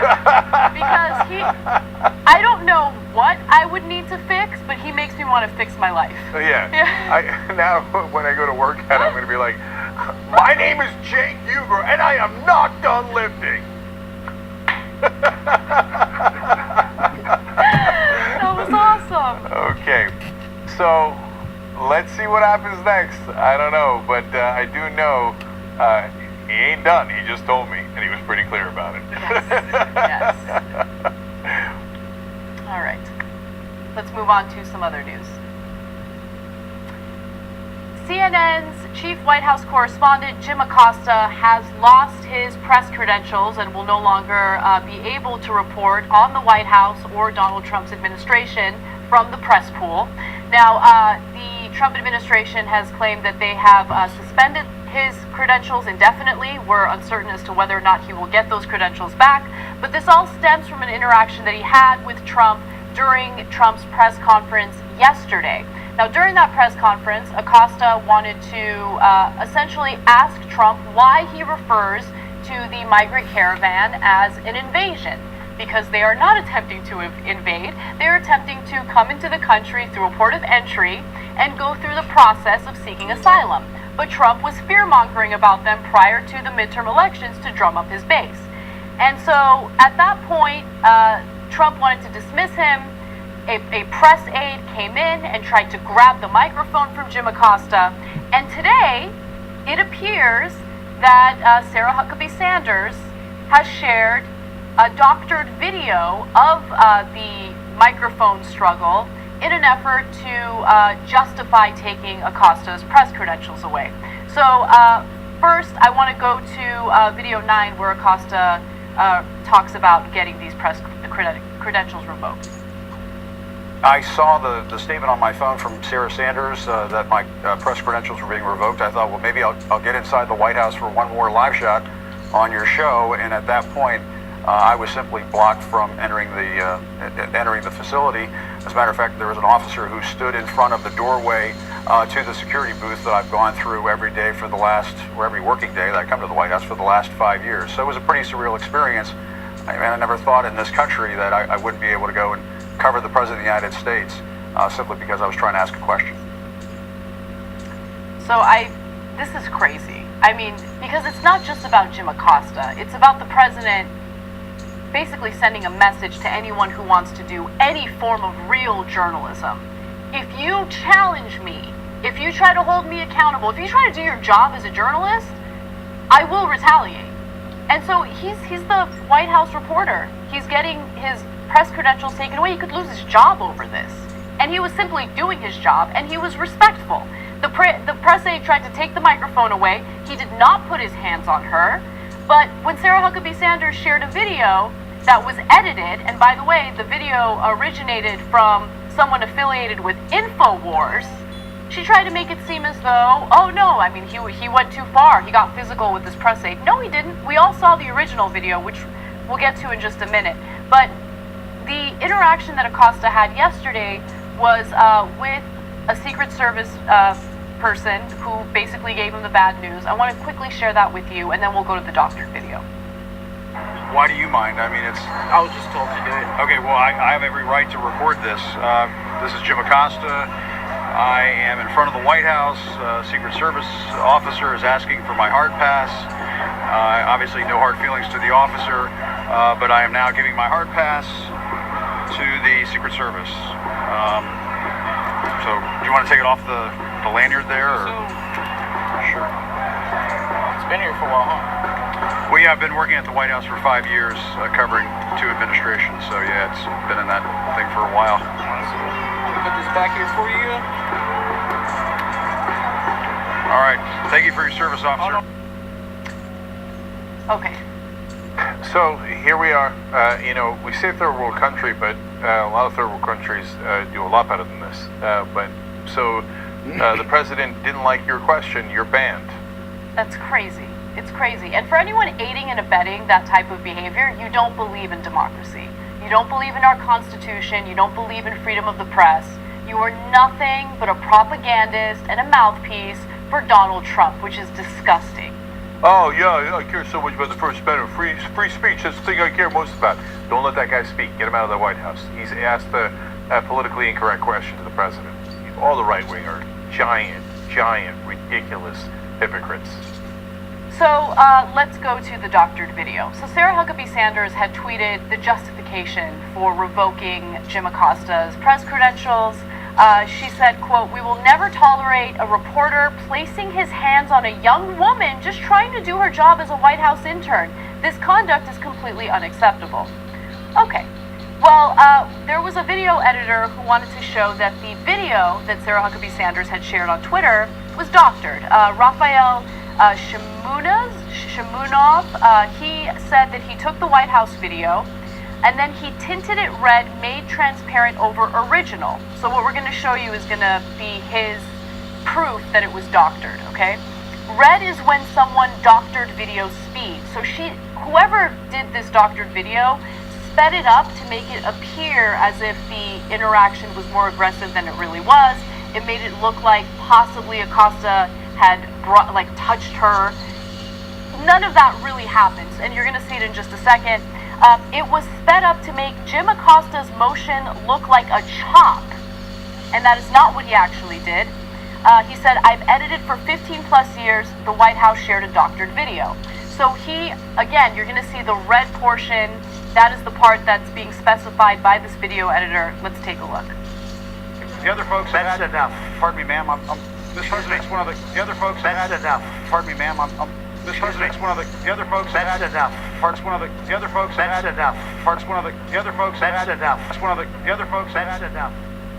Okay, so again, it's edited in a way to make it seem like he's trying to chop her hand, but he didn't actually do that.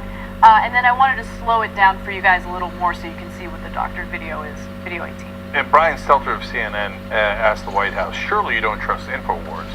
Of course they do. Of course they do. Trump has said that Alex Jones has a really good show. He went on InfoWars. We moved past that because there's a million controversies, right?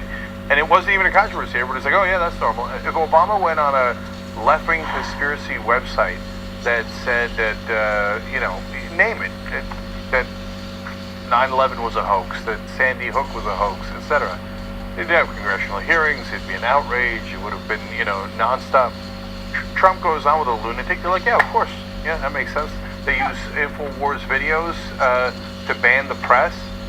I mean, get a load of that irony. They're like, oh, poor Alex Jones. I mean, he threatened violence on people and he was removed. What's going on with free speech? We have to defend Alex Jones' free speech rights. He should be able to call for other people being hurt violently.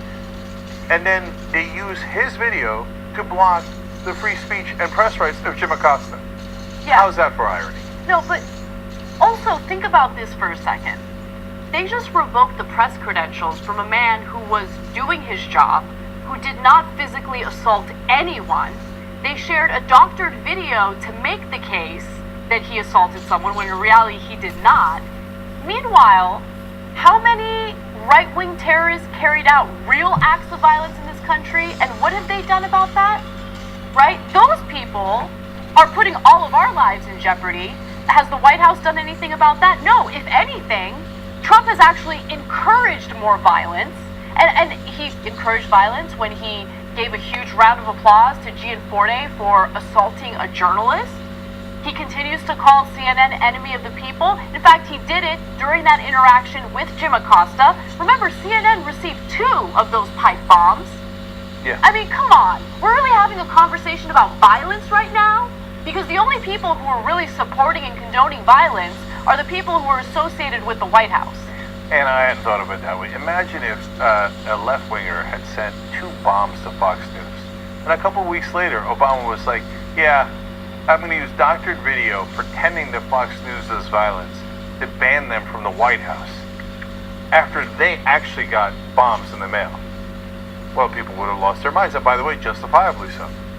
In the case of, if they'd just been bombed and you could do false charges of violence against them, right? To ban them. But Trump does it, and we're done with it, and it goes on, and Acosta's banned, and they lied, and they used doctored video, and we're just used to it. They're one side's total liars, and it is what it is. What can we do? If you support this, you do not believe in democracy, you do not understand our Constitution or care to protect it. You can't have the president retaliate against journalists for doing their jobs. And you don't believe in the First Amendment, so stop pretending. One more break. We will be right back.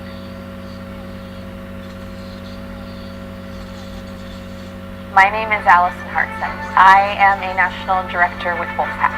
Pop on those 3D glasses, guys, because it's fucking crazy. The goal of Wolfpack is to get an amendment to the U.S. Constitution that will allow us to have free and fair elections. It's not the only issue, but it's the first issue, and that's many in politics. The goal of Wolfpack is to get a representative democracy back in this country. The corruption issue affects every other issue. You name it. You can go down the list: education, the environment, the military, the economy. People at the top that are making the most money are the ones that are dictating all of the rules. That is the antithesis of a democracy. Wolfpack has the most intelligent, plausible way to get money out of politics. We have the logical plan. So what we're trying to do is to use the power that our forefathers gave us in the U.S. Constitution through Article 5. Article 5 is a specific procedure set up in the Constitution to propose amendments to it. You have to work state by state. And you need 34 states to make that happen. Vermont, California, Illinois, New Jersey, and Rhode Island. We passed in those states so far. One of the hardest parts of my job is that I have to follow her. Give me a break. My name is Mike Manetta. I am a national director with Wolfpack. We have decided to move Wolfpack from defense to offense. We travel from state to state constantly. This year, she was gone from January 2nd until, I think, May, without ever going home once. So that's dedication. I get frustrated and want to quit every other week. No, I'm kidding. Kind of. There are definitely really tough moments, but the most amazing thing about it all is that we get through it together and we get stronger because of it, and we just keep each other going. Like Mike and I, when I'm down, he like pushes me forward, and when he's down, I push him forward, and we keep on going and work like a team like that.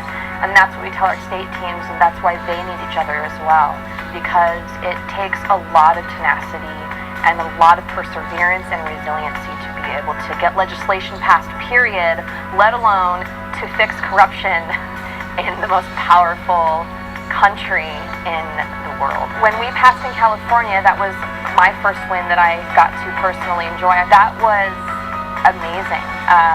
I think I was hooked, officially hooked at that point. I was in Rhode Island when we passed. I was probably there every single day that week, just standing outside, holding up signs, waiting for legislators. 2 years of really, really hard work condensed into this one amazing moment of victory. To have those moments, it literally makes everything that we do so much more rewarding. If people are truly sick and tired of sitting by and watching what's happening to this country, and if people are truly sick and tired of just talking about it and tweeting about it and liking it and sharing it on Facebook, it's time to take action and get out on the streets and get involved and learn how to get involved even if you don't know how to.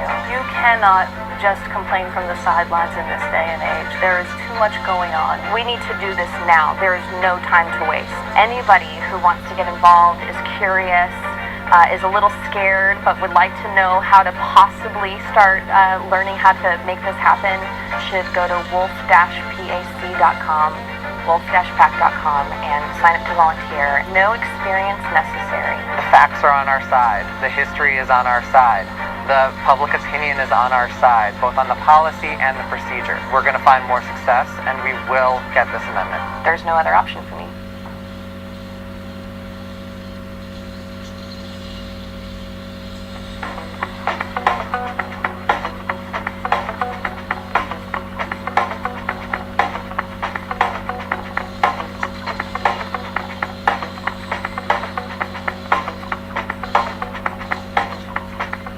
Alright guys, wonderful news for you.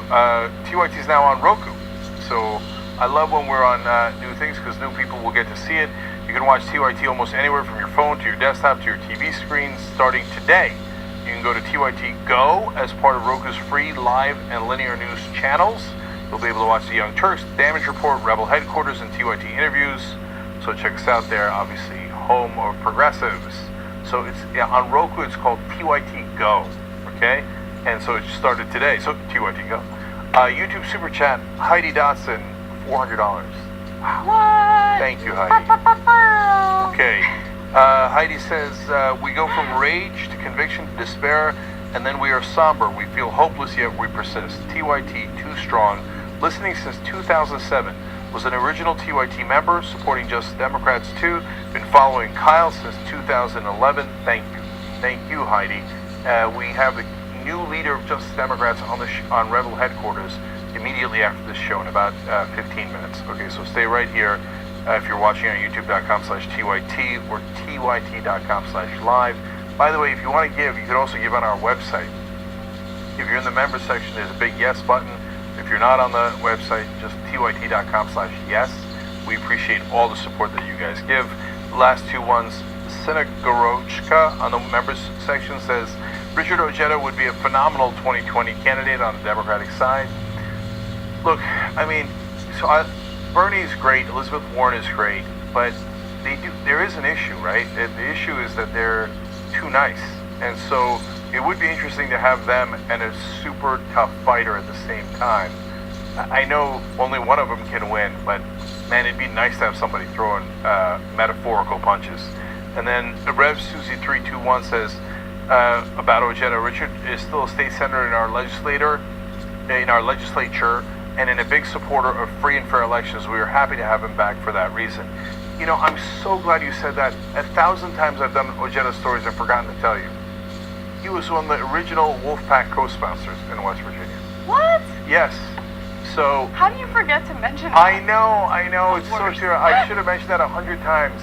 So this was before we ever knew, I ever knew Ojeda, before he ran for Congress, before 8 years ago.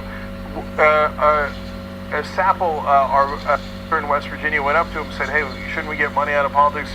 Do an amendment, do a convention. He's like, let's fight on, brother. Okay. Immediately co-sponsored it. Okay? Wow. Come on. Ojeda.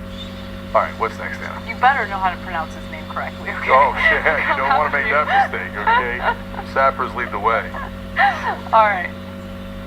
All right, we have a serious story next, so let's get to it.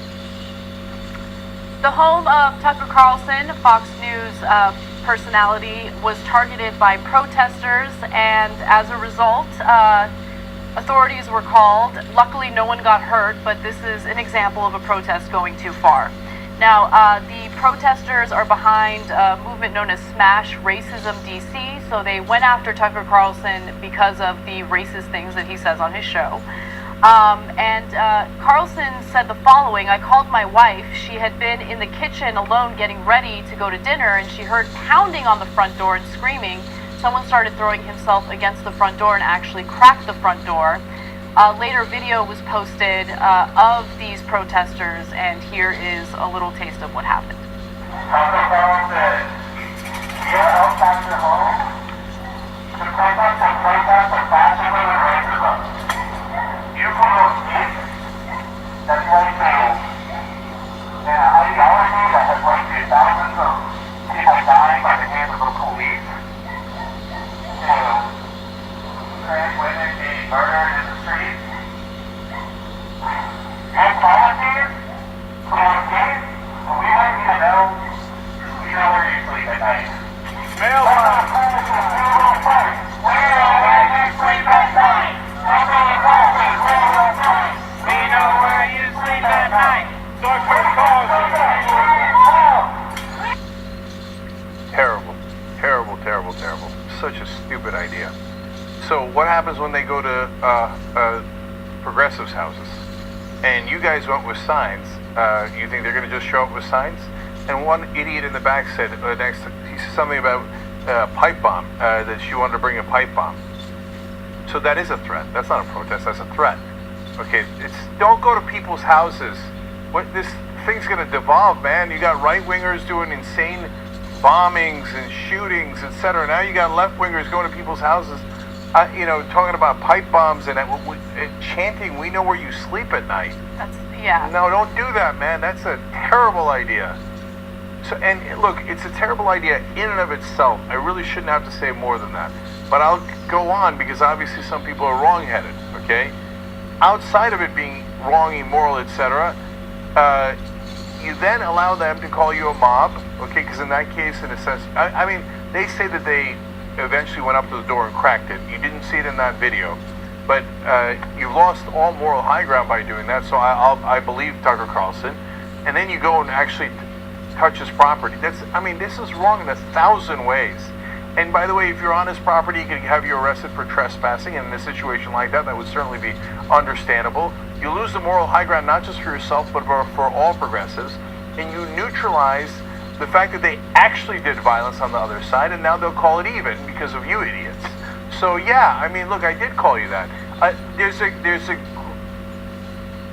From time to time, I defend Antifa because I want you to remember what it actually means. It's short for, which I don't know why they shorten it. I mean, they're so bad at optics. Okay, it's short for anti-fascism. That should be a good thing. Between fascists and anti-fascists, I'm on the side of anti-fascists. Okay?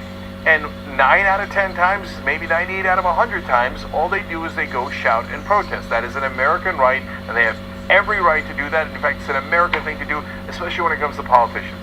But when you go to their house and you make threats, then you lose the moral high ground, and you do damage to the people on your side.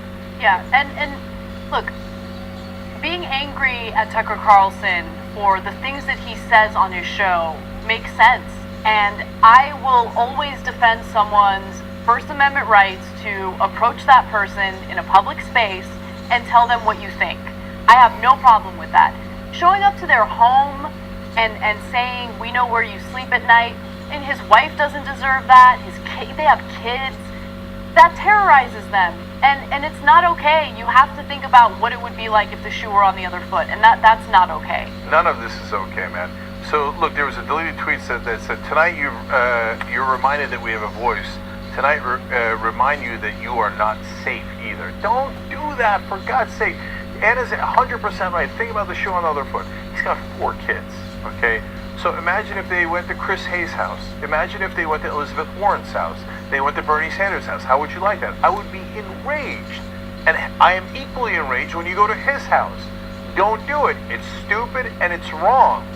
And one day you're going to go to somebody's house. They're going to be concerned about their safety, and apparently, given what was said, legitimately so, then they're going to come out with a weapon, and then some idiot in the crowd is going to have a weapon, and we're going to devolve into chaos here, guys. And then you got right-wingers in the street, you got left-wingers in the street, and this is headed to a really bad place.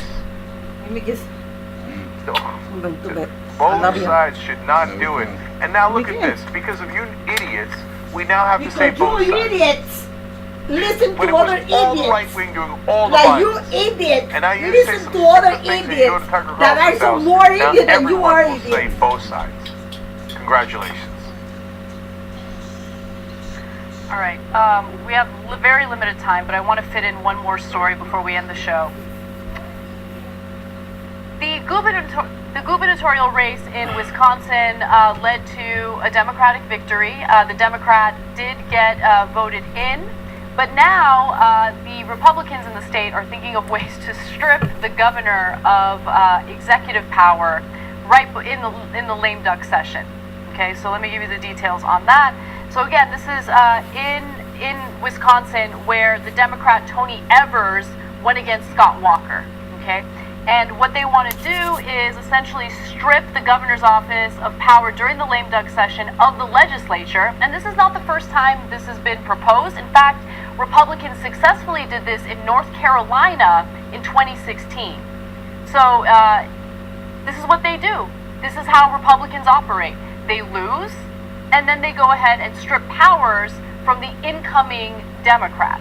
So, look, I'm so tired of their cheating. I can't take it anymore. So, the Democrats have to fight back. You know, it's the most common refrain in Young Turks history. They haven't listened in 16 years. But in this case, look, I think gerrymandering is wrong. I think it's despicable.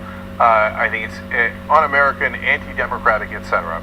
And I don't think the Democratic states should do it either if we had an even playing field, but we do not. So if I was Democrats, I would gerrymander the living hell out of every blue state. I'd gerrymander California so badly that not a single Republican would be elected from California until the Republicans cried no mas, and then would say, okay, now can we get rid of gerrymandering? They don't listen to reason; they listen to power. Okay, so is it reasonable for the legislature to strip the governor of his powers if the other party gets in? Of course it's not reasonable. All they care about is naked power. So you fight power with power. You don't do it with complaints. So if you got an incoming Republican governor and you got a Democratic legislature, strip them of all their rights. Bye-bye.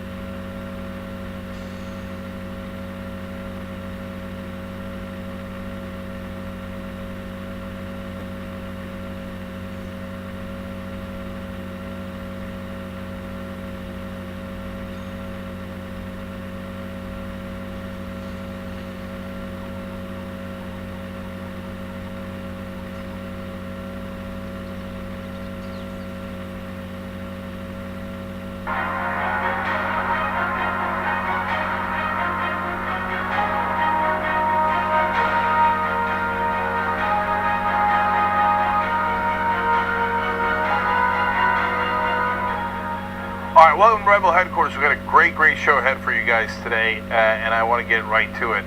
Joining us now is Alexandra Rojas. She's the Communications Director for Justice Democrats, and we are going to talk about what happened in these elections. Alex, welcome to the program. Thank you so much for having me on, Jink. So, I know you were Communications Director. Are you now the Executive Director of Justice Democrats? I am, yeah. Our Communications Director was going to be on, but I'm here instead, so I'm the current Executive Director. That's right. That's what it said in my notes, but I'm like, wait a minute, I know better than that. Okay. Yeah. I know better than the notes. Okay. So congrats on being the Executive Director, by the way. Thank you. And so, let's talk about what happened in the elections. How many Justice Democrats are going to Congress now? We have 7 Justice Democrats going to Congress. We have Pramila, Rowe, and Grijalva, who are obviously incumbents, but I think the historic victories that took the night are, of course, Alexandria Ocasio-Cortez, Ilhan Omar, Rashida Tlaib, and Ayanna Pressley. So in total, we have 7 Justice Democrats, a caucus of justice in the House of Representatives. So, I didn't get a chance to read it yet because it got published while we were live on the air, but Anna referred to, I believe, a Wall Street Journal article today that, of course, goes after progressives saying they didn't win enough. How do you respond to that? I mean, I just look at the results. I think the what we saw is, like, at least, taking a little bit look outside of just Justice Democrats with races like Beto O'Rourke, Stacey Abrams, Andrew Gillum, that ran in red states, ran on this sort of bold progressive vision and completely overperformed and turned these states purple because they actually stood for progressive values like immigrants' rights, racism, economic justice. When you look at other statewide races where we saw corporate Democrats, they lost, right? Trying to go more towards the center, and I would argue a lot more conservative. And when you look at all of the House races, we had 26 candidates in the general. In some of the most reddest parts of the country, like Texas, like Georgia, we had progressives vastly outperform history, some of them dating back all the way to 1990. So this, it would be short-sighted of us to think that we could, going after our Democratic base for people that historically don't come out and vote, if we didn't understand the level of work that it's going to take. So when we do this again in 2020, we are very well ready to sort of take this on, and it's very clear, at least in my mind, that Democrats need a bold vision.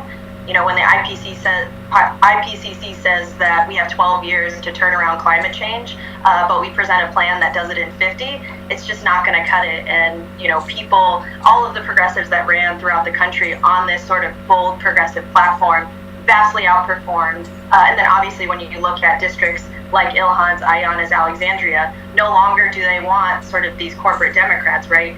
They will embrace progressive values. So we know the districts that we perform well. We know that we made up a lot of ground in red and Midwestern states, and we have our strategy moving forward for 2020.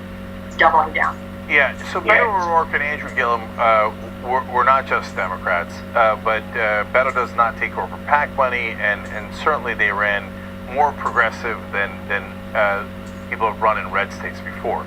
And Florida is a red state now. Trump won it. So, of course, people are disappointed that those two lost, but Gillum lost by a point. Beto lost by 3 points against an incumbent in Texas. On the other hand, in other red states, going into the elections, McCaskill was favored, so was Donnelly, and they got routed. They lost by 9 points, even though they were the incumbents, let alone Heitkamp losing by 11 in North Dakota. Yeah, I would compare Beto's race to Bredesen's or to theirs, right?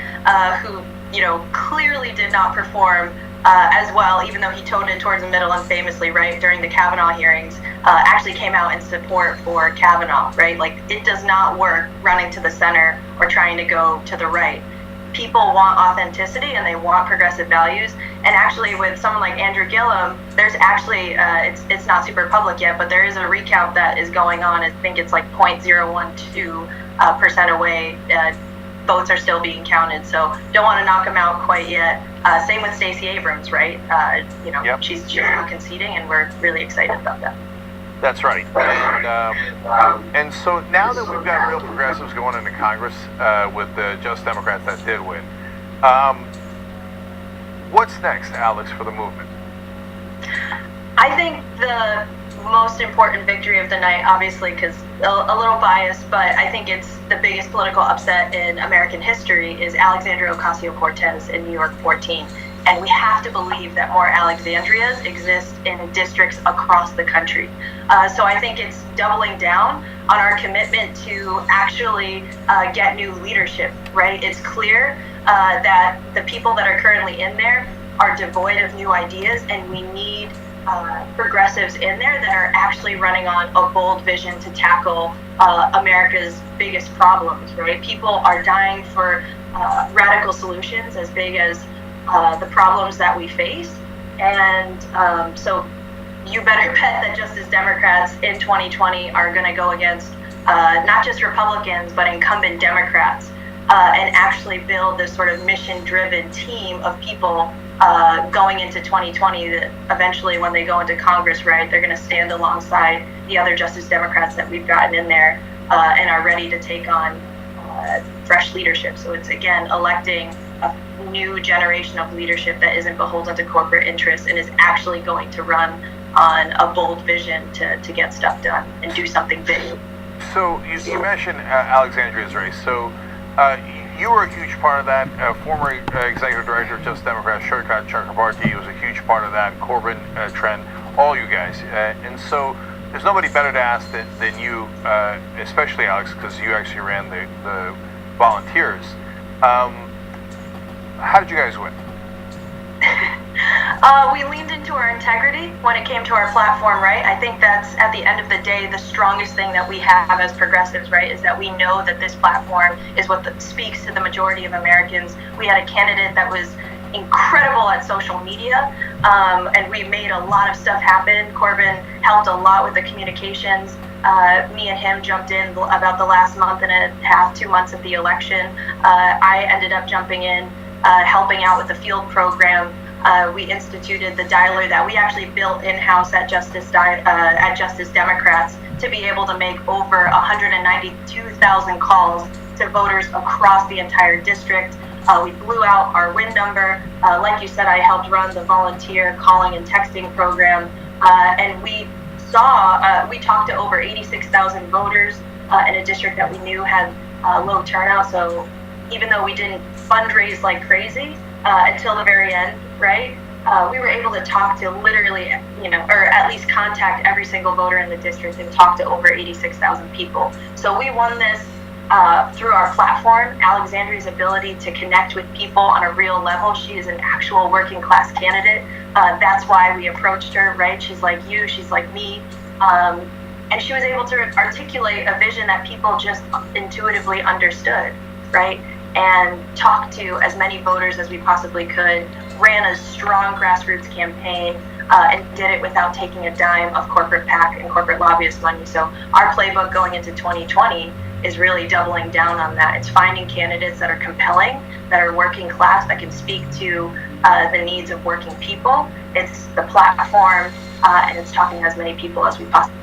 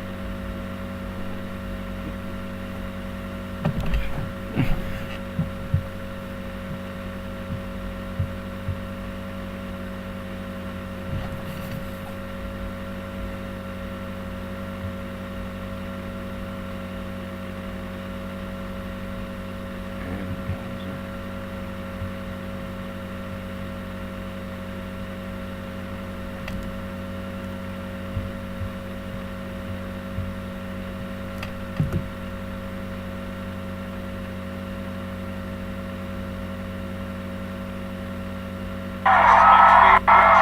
we're getting that message out. And the Young Turks do an extraordinarily good job. No matter what mainstream media says, you have to listen to the Young Turks. People who support us on the internet, that's what gives us strength. That's what allows anyone who was in there who was undecided to think, one side seems to be winning. They seem to have a bigger army. Might be a reason for that. So thank you guys.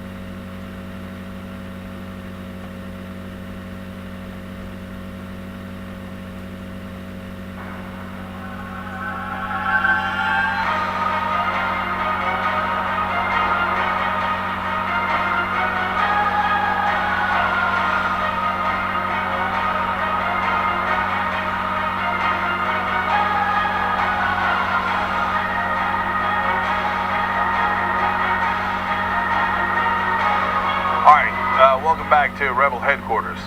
Joining me now is Cara Eastman. She ran for Congress in Nebraska's 2nd District, and she's a Just Democrat. She ran for that corporate PAC money. Cara, welcome back to the program. Thanks for having me again. Absolutely. So, Cara, you ran a great race, a really close race, and you wound up losing in Nebraska's 2nd District, which is a red district. And so I want to go over some numbers with you, and then I want to talk about lessons learned from the race. First of all, what was the margin of victory for your opponent? About 3%. 3%. Okay. What has been the margin of victory for Republicans in that district before? It's been between maybe 1 and 2%, or closer to 2, but what we found was that for the past 2 cycles, there has been a third-party candidate that has pulled votes away from Republicans because they've been libertarian candidates. So I think actually the spread would probably have been larger for those candidates had the third-party candidate not been in. Okay.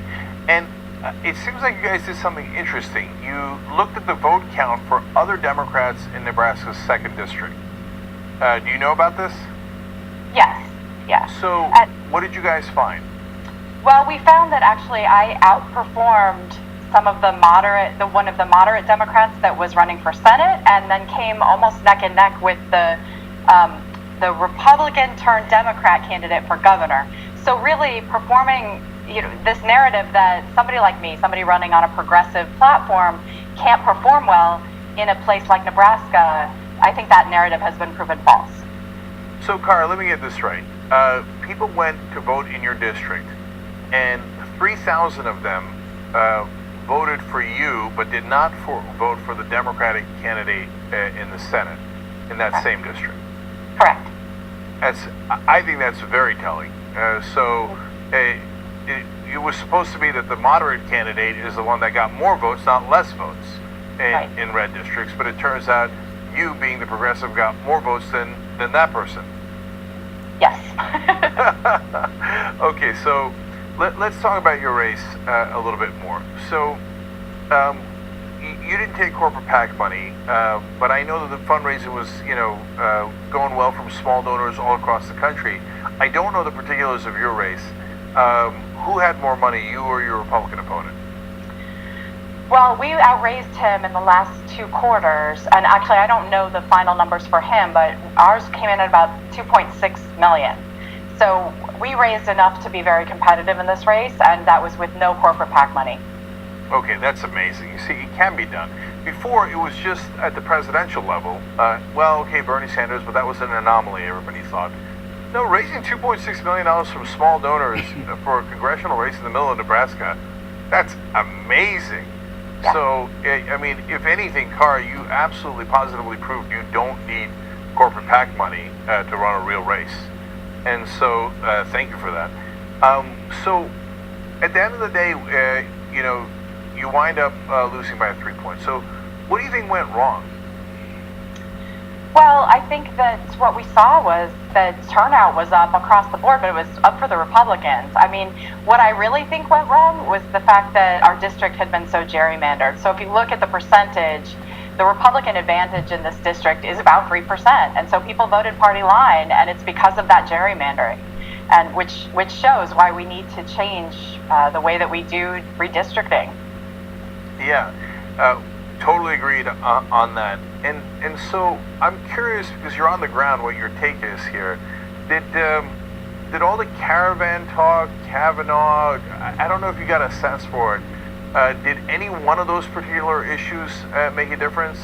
Or no, Republicans always show up to vote, and Democrats, you just got to push to get even with the Republicans on voter turnout? Yeah, it's hard for us to say because we were really targeting Democrats and independents, but what we saw in the district was enthusiasm at a level that I've never seen since living here over 12 years, and that people have told me they haven't seen in decades. And so we know that we at least ignited the base, which I think is really important. And most importantly, we ran a campaign that I'm really proud of. We knocked on over 200,000 doors. We went to people and talked to them. And we did it in a way that was very positive. And at the end of the day, like, I'm just proud of what we did. How many volunteers did you have, Carr? Over 800. That's amazing, man. Yeah. So, look, you got to remember, people like Carr, when they started, they didn't have anything. I mean, did you have any infrastructure? In fact, let's talk about that for a second, Carr. How did you get started? Remind people, like, how did you get into the race in the first place? Yeah, I mean, I decided to run because of my mom and her outrageous prescription drug costs, and literally went to a friend of mine. We had worked together in nonprofit fundraising, and said, would you want to do this with me? And he said, sure. So he gave up his job, I gave up mine, and we started fundraising together and slowly built this insurgent campaign that was amazing. I mean, we really did put together a very scrappy bunch. We didn't have very many politicos or people who had been involved in national campaigns before. And my campaign chair actually had been. He was somebody that's been involved in Nebraska politics for a long time, but also he had been out of the game for a while. So it was a great group to put together. We have incredible organizers and canvassers, and people came out of the woodwork because they were excited about having a candidate who was standing up and fighting for things that they care about, like healthcare and education. So I don't remember the particulars of this either. When and how did you join the Just Democrats? I was endorsed by them in the primary, and we had decided early on that it felt a little out of step with the campaign and also who I am, and just this idea that if we want to get money out of politics, taking money from corporations doesn't make a lot of sense. And so it seemed like the right fit for the campaign, and so they endorsed us early on, and I'm grateful for the support of them and the PCCC and people who just came on early and took a chance on somebody like me running. Yeah, I was going to ask about the PCCC and other groups as well too. So keeping it real, who helped the most? I don't mean between PCCC and Just Democrats. I don't need you to say, well, they were 51, the other one was 49. But like overall, which progressive groups helped the most in your campaign? Well, I mean, the PCCC was there all along, and so I'm really grateful to Adam and Stephanie and everyone there for their support. Throughout the campaign, groups like NARAL and Planned Parenthood and Emily's List. I mean, they helped, but I think it's really Justice Democrats, PCCC, Vote Pro-Choice, those groups that came on early that we saw do a lot. And I had over 20 union endorsements, so I think that helped too. I mean, I'm grateful for all of the support that I had. Again, people took a chance on somebody like me running. I was never projected to win the primary nor the general election. But I think more people like me need to run because we need to save this country. We need to do it now. So, Cara, what would you do differently? Like, if we were going to run the race again, how do we get that extra 3 points? That's a great question. I don't know that there's anything that we could have done differently. We knocked on doors. We were on TV. My face is all over this district. I'm incredibly recognizable these days. We did mail. We did digital. We did all the stuff that you could do. And I think we put out a great platform, and we talked to voters and met them where they were. We didn't pander to people. We didn't talk down to people. I'm bilingual, so we did stuff in English and Spanish. I mean, we killed it. It's just, you know, when you have a gerrymandered district and when you have strong Republican turnout, and I think there was just a lot of enthusiasm on the Republican side, and perhaps that was because of the president, and perhaps it was because of Kavanaugh. But maybe we just also gave Republicans something to vote against. Yeah, Cara, you know, that's interesting because look, to Trump's credit, and I can't believe I'm beginning a sentence that way, he does excite his base, and he tried like hell in the last couple of weeks. He's incredibly lazy, but he likes his rallies, and he tried really hard to get out the vote. Are we missing a Democratic leader that has as strong a voice that drives our voters to go out and vote? I don't know. I mean, I think that remains to be seen. But the reality is, you know, that my opponent his voting record has been almost 100% with the party. He's never been outspoken against the president, and it worked. People seem to like it, and that's really disheartening, and it breaks my heart in a lot of ways. But I think the reality is we need to continue giving voters something to vote for, and that's what we felt like we put out. We never ran against Trump. We never ran against my opponent. We really felt like we were running for the country and for the people who have no voice.